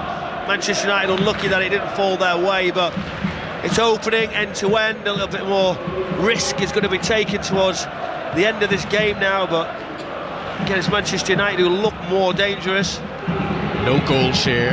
Manchester United who almost always do score in Europe. They've only failed to score in one of their last 19 Europa League games. Can they get a breakthrough here? A little bit like Liverpool in Paris. Can they get a snatch and grab? Here's Xerxes, right-footed shot to score from the edge of the penalty area. Well, it was curious goalkeeping. Alex Romero seemed to let it under his body in a central location, but a clean strike from Joshua Xerxes, and Manchester United have grabbed the lead in northern Spain. We've only played 12 minutes of the second half, but it's Real Sociedad 0, Manchester United 1. What a huge goal for Ruben Amorim, scored by Joshua Xerxes. Oh, it's a brilliant strike. It looked like Manchester United were getting the better. They look more sharp into the positions, into key areas, down that right-hand side. The ball was clipped back. It was like a good 20 yards out centrally. And the goalkeeper half gambles to his left-hand side. The distance is so far away. But Xerxes just comes right-footed in that central position, just sporting Højlund, and just hits it right-footed into the corner. It's a sweet finish, it's clean. Goalkeeper maybe should do better, but it's exactly what Manchester United needed. It's his 6th goal for Manchester United. Joshua Xerxes, who scored off the bench against Leicester in the FA Cup in February. That was his only goal in his last 16 appearances in all competitions. He needed that personally. Ruben Amorim certainly needed it. And that could be a very important moment in Manchester United's misfiring season. It could help propel them towards the last 8 of the Europa League and the potential access to European riches next season that could come with it. Yeah, the highs and lows for Joshua Xerxes already in his Manchester United career. He's done well, he's found good positions, and once he's come on, he just swept it in to that corner. It was a clean finish, and you see Garnacho and Dalot celebrating down the right-hand side. They've been a threat, but they've got to take control now, take a foothold. Don't let anybody come back. Don't let Sociedad take any sort of possession. You look at there now, Amorim confident out the box, asking questions in that technical area. Real Sociedad 0, Manchester United 1. So far this season in this competition, whenever Manchester United score first, they've never lost the game. Here comes Dalot, forward again. Can Manchester United build on it now? Just slips as he tries to play the cross, and it's taken away by Luka Sucic. And we go back for updates on Fenerbahce against Rangers for Gavin Wallace. Yeah, Connor, Cyril Desser's 23rd goal of the season has been chalked off for offside. He was marginally off as Raskan's shot went in, but it remains Fenerbahce 1, Rangers 2. Thanks, Gavin. Here in San Sebastian, Manchester United captain Bruno Fernandes has picked up a yellow card. It might have been for what he said to the referee as much as anything else. We'll try and confirm that for you. But Bruno Fernandes has become the first Manchester United player to be booked in this game. We've reached the hour mark, Michael Brown, and suddenly it's a whole different atmosphere now. And Manchester United, it's incredible the confidence that comes with scoring a goal like that. Well, it does, doesn't it? It gives you a belief, something to fight for. But now, what will happen? The game will open up. The home side have got to take it to Manchester United, take more risk. They've been quite safe in their build-up in the middle. But yeah, wonderful for Manchester United. Finally get something to cheer out those supporters in that far corner. Very, very vocal. Yes, this is worrying for the hosts now. Real Sociedad, who have scored in all of their Europa League games this season. They've played more than Manchester United. They've scored in 10 out of 10, but they trail 1-0 here. And here comes Bruno Fernandes running from the centre circle, almost to the edge of the penalty area. Comes back to him, and then as he tries to lay off a pass to Garnacho, intercepted by Munoz, who clears away. The game really is stretched as Kubo runs up to the halfway line now and powers the ball out to the right wing, taken cleverly on the chest by Oyarzabal. He's done well against Mazraoui, tried to nudge it infield to Mendes. They're screaming for a free kick. The game has suddenly got really scrappy. Look at the amount of space here for Bruno Fernandes to run forward as he comes from midway inside his own half, deep into Real Sociedad territory, and pings a pass out to the near touchline, controlled by Patrick Dorgu, and his low pass into the feet of Joshua Zirkzee, the man whose goal separates the teams and has Manchester United in front here tonight in northern Spain. Yeah, Bruno Fernandes, wonderful pass. Turned in the middle with that space, and wonderful crossfield pass, and now he just wants to be available. Manchester United players all of a sudden want to get on the ball. There seemed to be an available red shirt. Casemiro now looking, build up, Euro, but from there on we're just waiting for a couple of substitutions for Real Sociedad. A reaction needed, that's for certain, but the confidence levels, the belief of Manchester United.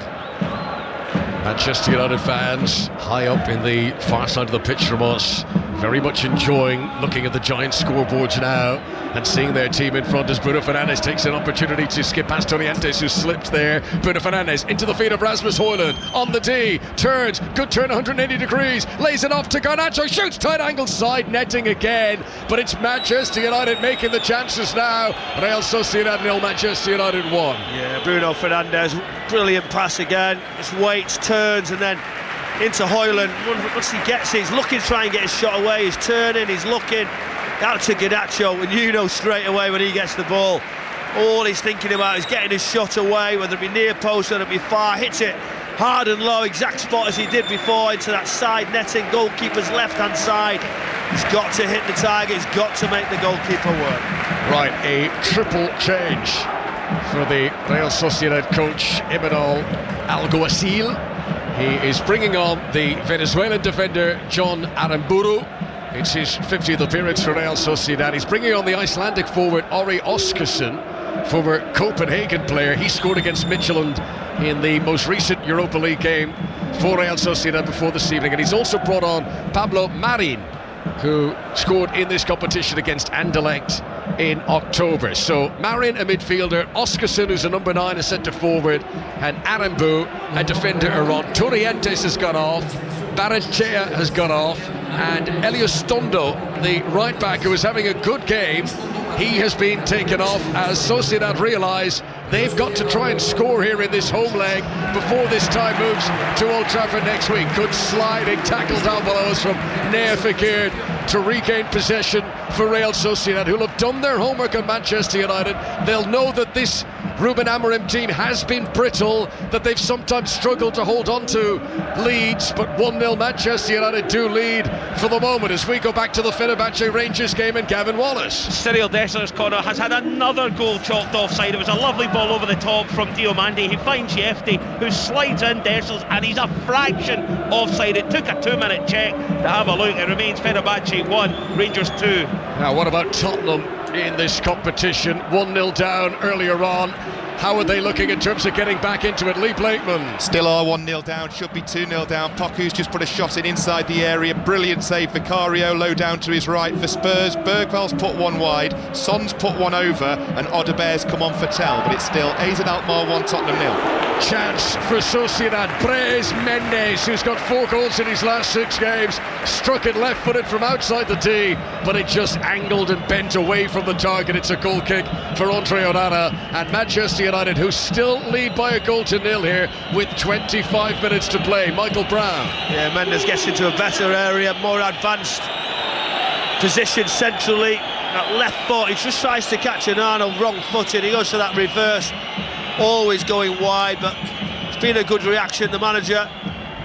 Alguacil, had no option but to make changes, to try and roll the dice, to give him something, because they were just losing a foothold, and that's exactly what he wanted, a reaction now.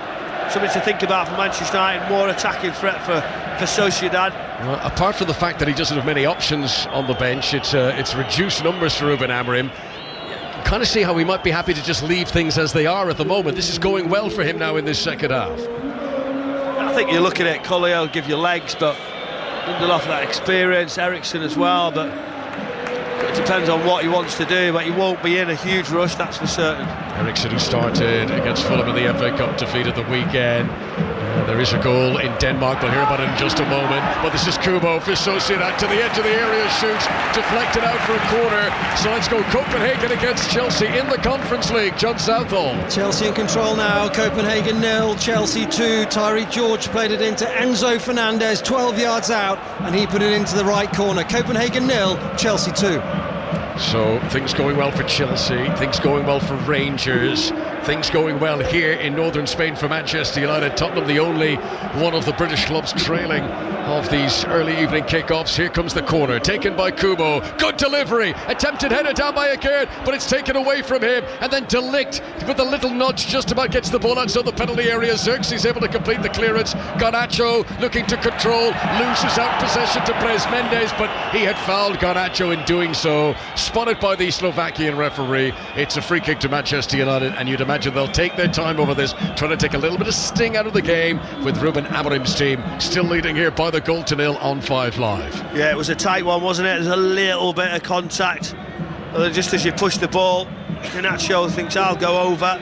As you say now, Bruno Fernandes over the top of it, taking all the time in the world. Just a little bit of stoppage in play now. The referee's just having a look, having to wait for a situation. Yes, the referee Ivan Kryzliak is speaking to the 2 captains here, Bruno Fernandes and Mikel Oyarzabal, and it looks like what is maybe dispute over, maybe this is a VAR thing. Hang on, we're getting word. This is a video assistant review check, and it's for a possible penalty kick. Now, we don't have the benefit of replay monitors in our Spanish cabin here, but the referee has been asked to come over. The last penalty area the ball was in was the Manchester United penalty area. The corner came in, it was defended away, and the referee is coming across to his pitch side monitor. Well, I'm glad he's got a monitor, Michael, but he's going to see, is there a chance here that Real Sociedad could be awarded a penalty? Look at this, down in the Sociedad bench, they're drumming up the crowd. They want to put pressure on the referee to award this. He's not looked at it for long. It's a penalty! Penalty to Sociedad! Away back into the game. It's a handball is what's been given. Corner came in, it's been handled. We don't know which Manchester United player, but penalty to Sociedad, and I'm being told it was Bruno Fernandes in the penalty area, jumping to try and get a head around, leading with his arm.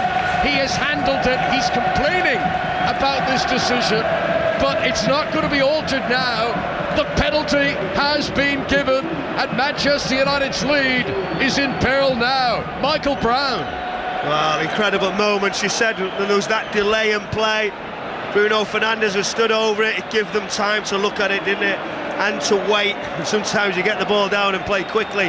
Let's give them lots of opportunity. As soon as the referee went over, you've seen the bench, they'd seen it. They were saying, yes, please. Bruno Fernandes was saying, couldn't do anything about it. Big moment. Right, well, Andre Onana, who was involved in the penalty shootout against Fulham in the FA Cup on Sunday, faces a penalty again. Mikel Oyarzabal, the man who scored off the bench for Spain against England in the Euro 2024 final last summer. Number 10 on his back to make this game 1-1 if he scores. Just over 20 minutes of normal time to play.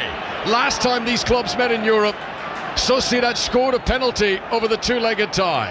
Here he comes, Oyarzabal against Onana, and the roar from the Spanish crowd will tell you that he's put the keeper the wrong way, and that Manchester United's lead has been evaporated.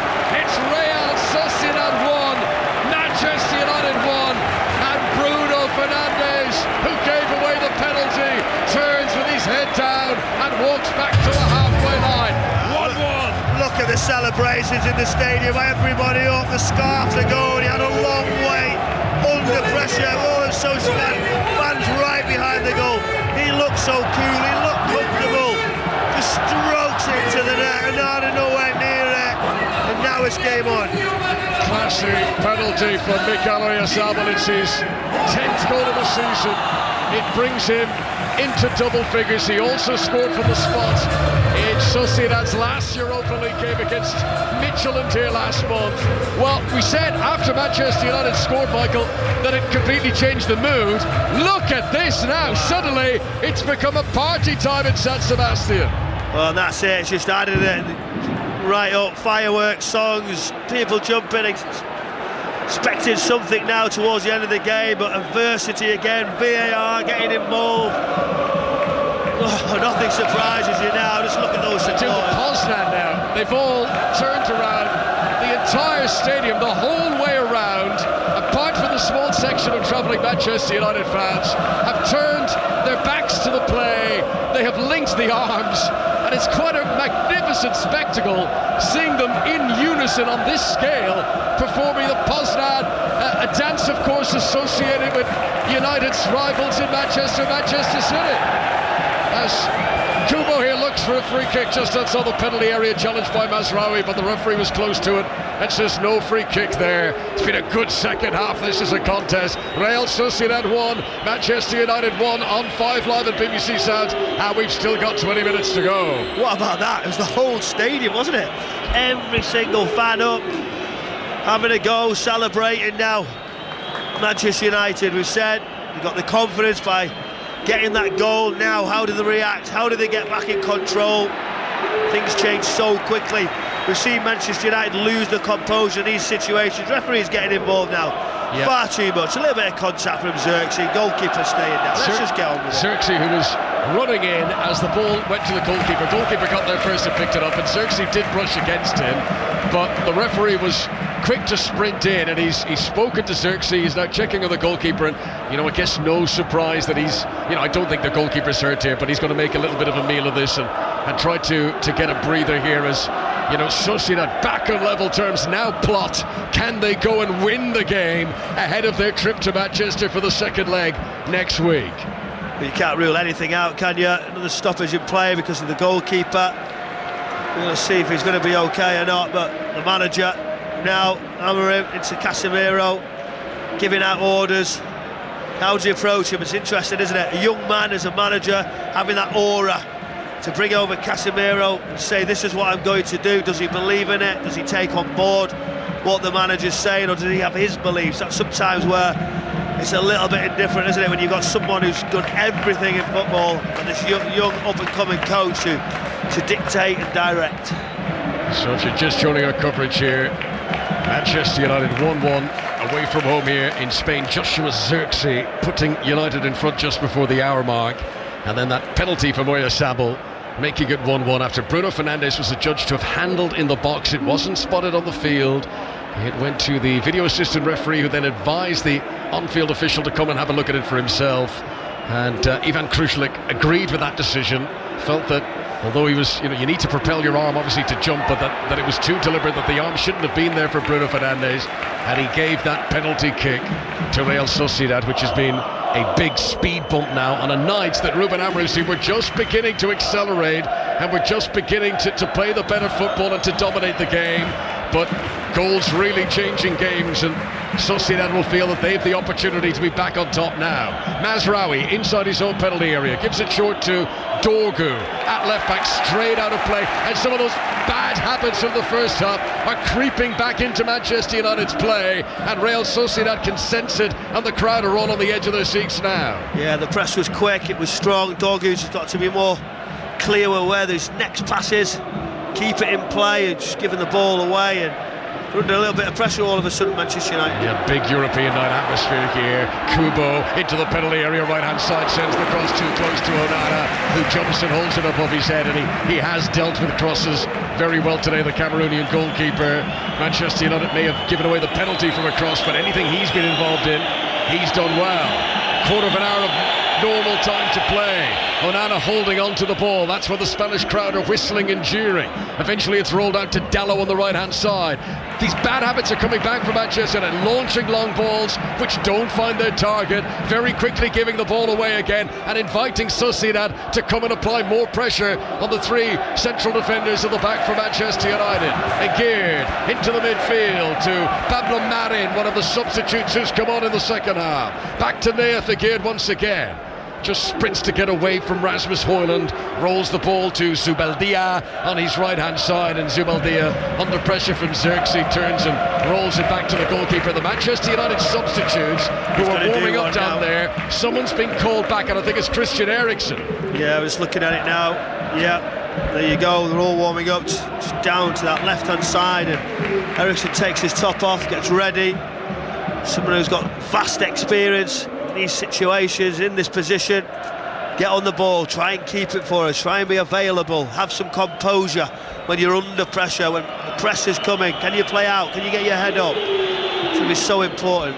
Christian Eriksen, who played in a Europa League final in his Inter Milan days, about to come on for Manchester United, trying to get into the quarter-final of the competition this time round. 1-1 in the first leg in San Sebastian. Here is Brais Mendes, sets himself up to shoot, and Onana at full stretch punches it out for a corner.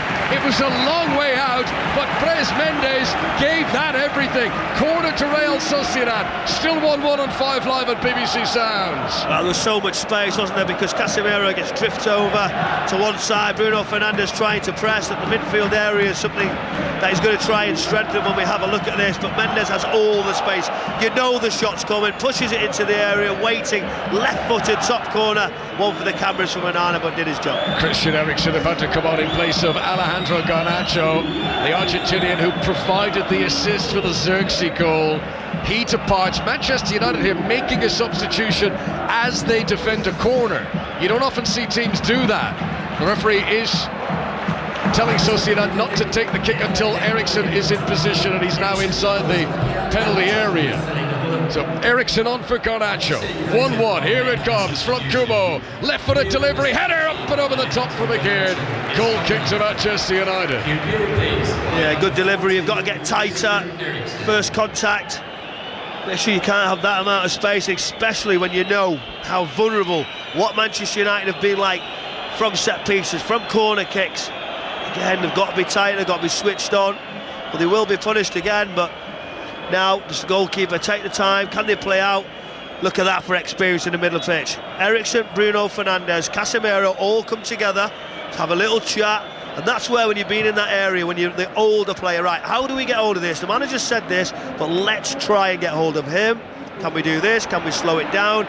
It's so important that those players dictate the rest of this game for United. The winner of this tie after the second leg next week will play either Steaua Bucharest or Lyon in the quarter-final. Those two playing each other at the moment, and Steaua Bucharest have got an equaliser, so Lyon were in front from the first half, but Steaua Bucharest at home tonight have got that one back to 1-1. Manchester United have got another big game in the Premier League on Sunday. They host Arsenal. You know, regardless of title races or Manchester United being in the bottom half of the table, Old Trafford, Manchester United against Arsenal, that's always a huge game. It still is a big game. Do you know, how do Manchester United react? All right against some of the bigger teams, but the level's chance. Now, chance here for Manchester United. They tried to attack, but Rasmus Højlund is offside, and he wasn't going to get there anyway. Bres Mendes had run back to help out Munoz. Free kick to Real Sociedad, edge of their own penalty area. We're into the 80th minute, Michael. It's been a really good second half. This game, which took a while to get going in the first half, but it's been good. Actually, more from Michael in just a moment. Let's check out how Chelsea are getting on away in Copenhagen in the Conference League. John Southall. Well, this makes things interesting. Copenhagen 1, Chelsea 2. Free kick on the left-hand side. There is the Brazilian Gabriel Pereira, who thundered in a header. Copenhagen 1, Chelsea 2. Thanks, John. 1-1 here in northern Spain. And that frenzy of excitement and noise that greeted the Real Sociedad equaliser has just calmed down a little bit now. But I think we're set for these final 10 minutes of normal time, probably another 5 minutes added on. There's a quarter of an hour to go, and it's going to be proper European Cup football. Big applause around the stadium for Takefusa Kubo. He's been really good tonight. He's run his socks off. He makes way to allow the introduction of Geraldo Becker, the Surinamese forward, who is going to come on, a player who was sent off against Manchester United a couple of years ago in this competition. A striker who started his career in the Ajax Youth Academy, did well at Union Berlin in Germany. Can he add a bit of bite to the Real Sociedad attack as they look to win this first leg on the night here in northern Spain? Yoro for Manchester United through Dalot and Eriksen with a good touch, and here's Casemiro. This is all neat and tidy for Manchester United here. Can Casemiro keep it going? No! Blazes it too far in front of Dorgu. What a waste from Casemiro there. Possession back to Real Sociedad, still 1-1. Yeah, I've seen him wait. He was looking for the opportunity to slide it in wide to Dorgu. Thought, I won't rush it, I'll make sure it's right, and it just sort of closed up. Then he had to sort of give it a little bit more, and generally he's on point there. He's just getting the second balls here now. Bruno Fernandes has not got that outlet now. It's different, isn't it, with no Garnacho? Bruno Fernandes to Dorgu on the left-hand side. Dorgu, who's played every bit as much a winger tonight as he has a wing back. Xerxes being more central. You know, Garnacho was a proper winger on the right-hand side, but Xerxes, you wouldn't say he's playing a left wing tonight. He's been in along with Højlund as a 2, and it is the Dutchman who has scored tonight for Manchester United away from home in Spain, as Mazraoui here inside the centre circle gives it back to De Ligt, and Oscarson nearly got it off De Ligt there, but he was able to smuggle it to Yoro, and Manchester United still in possession. They're still brave, Manchester United. You know, is it, you know, they're still trying to push the wider positions like a front four almost, looking for these diagonal passes. Bruno Fernandes, diagonal ball towards Dorgu, it beats him to the byline again, and that harmlessly goes out for a goal kick to Real Sociedad. And you know, you mentioned brave, Michael. There's every reason for Ruben Amorim to want to bring a lead back to Old Trafford for the second leg. Since he's been appointed, he's lost more games at Old Trafford than he has on the road.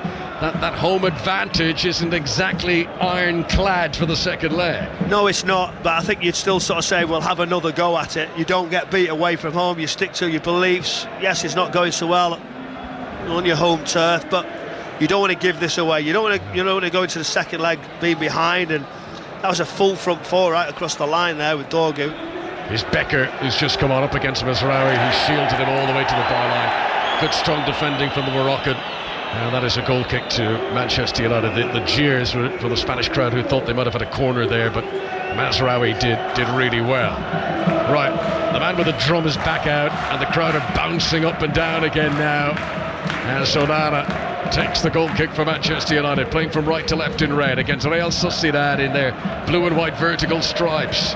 Here comes Aramburu in front of Becker. Two of the substitutes combining. Early ball for Oscarson. What a pass! He puts it wide.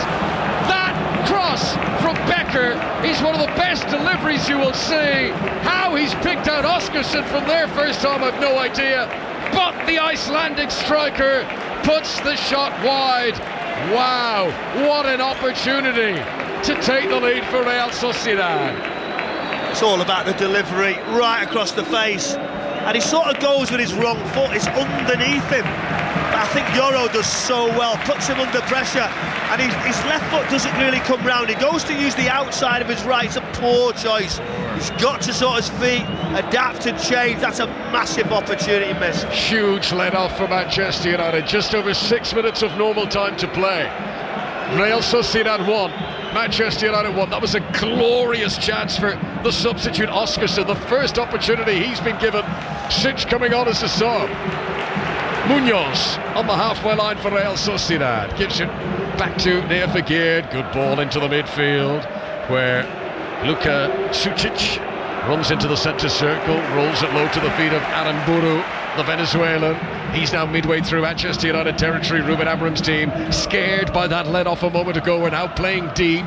Yoro and De Ligt trying to step out a little bit of the back as Real Sociedad hold on to the ball inside Manchester United territory. Poor ball from Aguerd. One back for Manchester United by Xerxes. Then they try to play it forward to Højlund. And then that's a trip by Xerxes on Aguerd and a free kick to Real Sociedad. And we've got just over 5 minutes to play here. 1-1 on 5 Live and BBC Sounds. Also in action at the moment, Rangers away at Turkey against Fenerbahce, and another goal in that game. Gavin Wallace. Ridvan Yilmaz manages to play it right through to Vlakav Cherny. He escapes 2 defenders, 1v1 with the goalkeeper, and he slots it home. Fenerbahce 1, Rangers 3. Well, that's turning into one of the great glory nights away from home in Europe for Rangers. 3 goals away from home. 1-1 here in San Sebastian. Real Sociedad against Manchester United in the Europa League. With elsewhere Tottenham still trailing late on in their first leg away at AZ Alkmaar. They'll get to play back in North London for the second leg next week. Real Sociedad give it out to Becker. Now he's looked really good since coming on, the number 11, charging at Mazraoui. Another low delivery, a slip by De Ligt on a recovery. He slipped, he was on the ground, and he still managed to karate kick the ball away. Otherwise it was going to roll to Oscarson.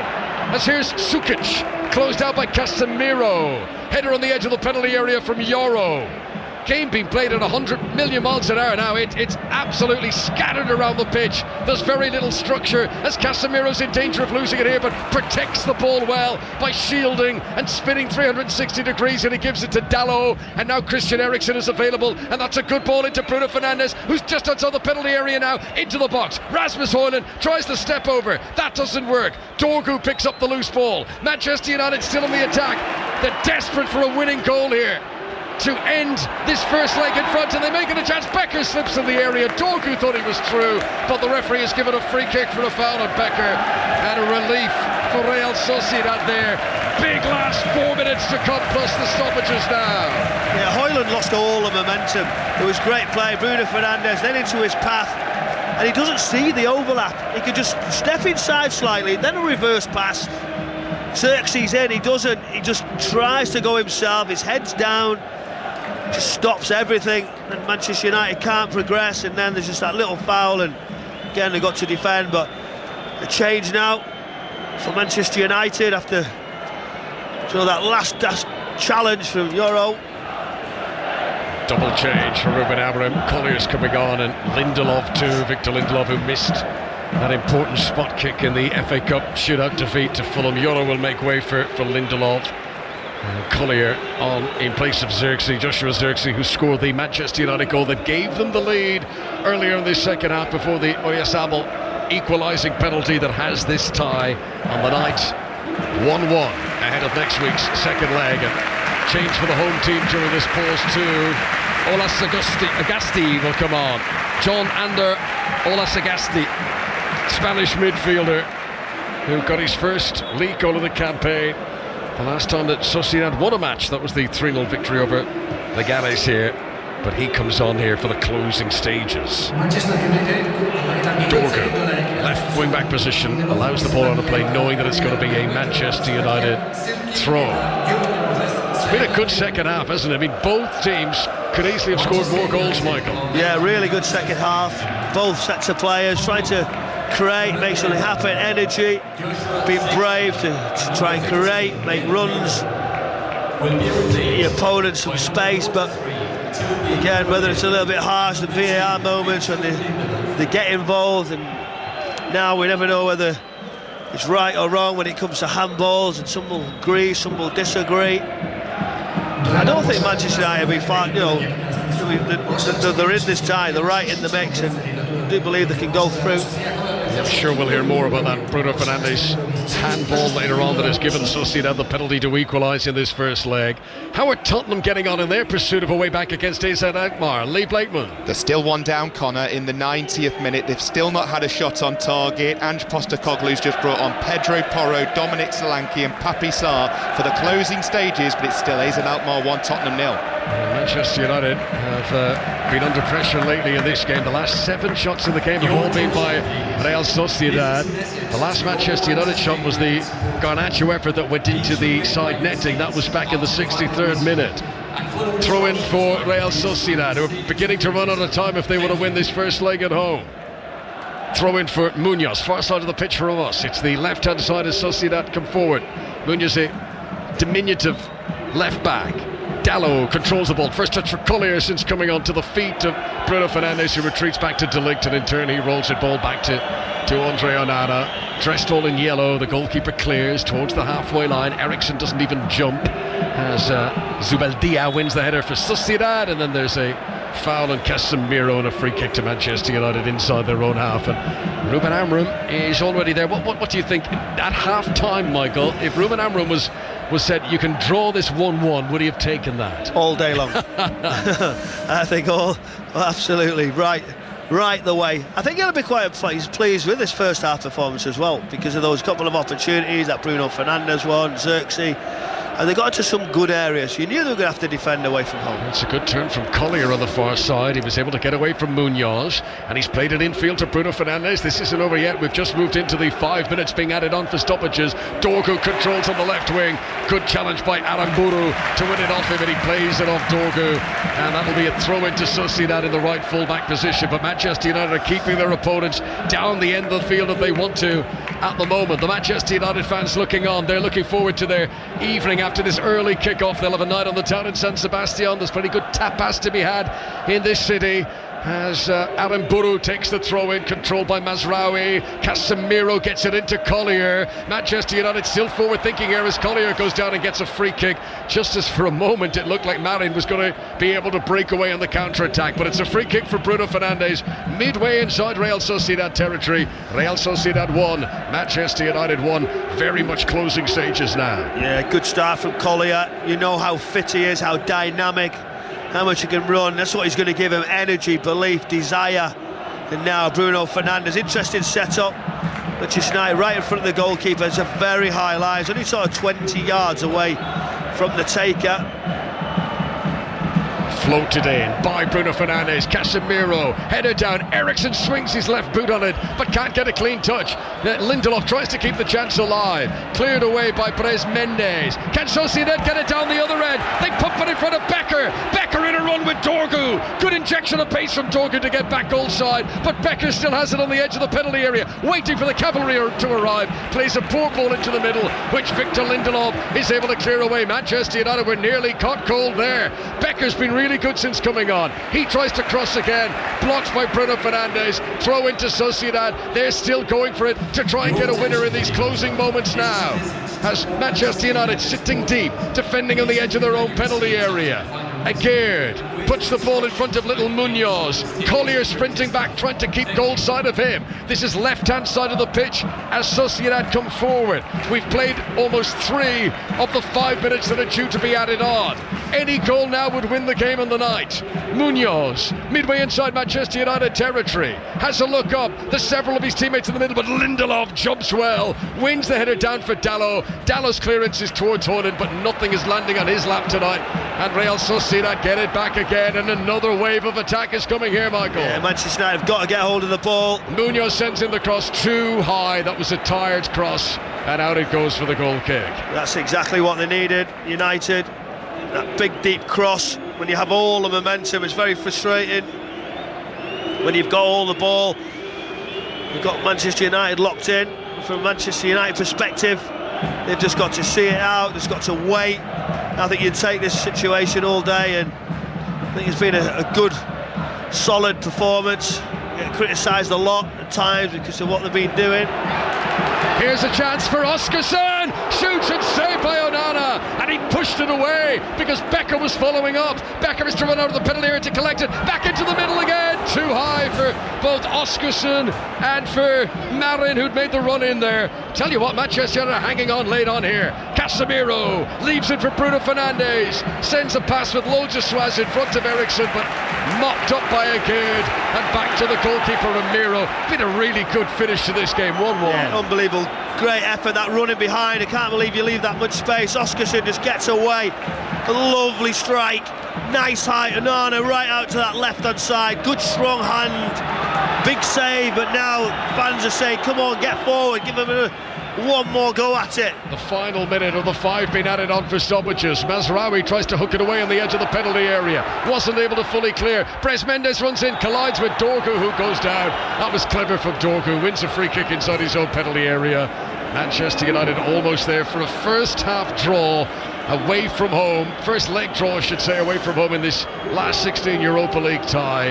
After what has been a tough week with that FA Cup elimination, tough run of results ever since he's arrived for Ruben Amorim, he will take the positives from this, I'm sure. Yeah, he will. I was at the game last week when they lose on penalties, and you know, because he was set up for a trophy because of the league form, what they were going to bring in cup competitions, and just this ending, isn't it? Bruno Fernandes slips in possession and gives away the ball, and Becker's on his bike again. Look at Mazraoui sprint, that's incredible. The acceleration from Mazraoui there to get back, goal side of Becker, and the referee says that Becker has fouled Mazraoui. And the home crowd don't like it, but it's a free kick to Manchester United, who are almost there for a draw away from home in northern Spain. Mazraoui had a race on Becker all the way, and it looked like he'd just got that slide tackle on. Becker used his body, puts him to the ground, thinking it's definitely going to be a corner. Referee gives Manchester United the benefit of the doubt. And it's all over. And then it's done. The final whistle blows in San Sebastian. And the winner of this tie playing on the Stoy Bucharest and Lyon. And Lyon have scored 2 late goals to lead 3-1 now away from home. So the prize on offer increasingly looks to be a trip to Lyon in the quarter-finals in France, as Manchester United get a hard-fought, hard-won 1-1 draw away in Spain tonight. They took the lead. Whenever you score first, Michael, you'll be a little bit disappointed that you don't hold on to it. But given the circumstances, controversial penalty and all that, Ruben Amorim, I think, will feel his team have given a good account of themselves here tonight. So we talk about them not scoring goals, not being creative enough. They certainly had enough efforts on target and threatened the goal, but again, when you take the lead, you've got to be sure that you have that momentum and that desire to stay in it. The penalty was very dubious. Bruno Fernandes definitely doubting that he could do anything about it, but then they were left to be under a little bit of pressure late on. That was the only thing, a little bit of nervous tension creeping into the game. But overall, after the week and the build-up they've had to this game, they'd certainly have took this type of performance and result. Well, Andre Onana was called into action quite a lot in that second half. The best chance of a winner for Sociedad after that incredible cross from Becker that almost laid it on a plate for Ori Oscarson. He won't be able to sleep tonight reliving that in his brain and thinking what he could have done, because a little side foot, Michael, and Sociedad win this first leg, and they go to Manchester next week full of confidence, but the Manchester United defence held on. Well, they did. It was Yoro who put that pressure on, as Oscarson just coming across the face. I mean, it was like a Kevin De Bruyne whip cross in, if that explains it. Right across the face, he's just about to tap it in. A bit of contact from behind on Oscarson, and from there on, he used the outside of his right rather than the left, which would have been able to push it into that corner. That was the big chance, and Onana right at the end, keeping on his toes. I thought he'd look comfortable today. Well, we all know it's been a tough season for Manchester United. They will take what they can from this. There were positives. Can they now harness that energy ahead of Arsenal's visit to Old Trafford on Sunday, a game you'll be able to listen to here on 5 Live and BBC Sounds, and indeed ahead of the second leg when Sociedad are going to come to Old Trafford next week? Could Ruben Amorim's team's hopes of winning the Europa League, of still getting into the Champions League next season, could they still be alive? It was a really good second half. I enjoyed that, and I'm surprised we didn't get more goals in the end. It finishes Real Sociedad 1, Manchester United 1, Ellie.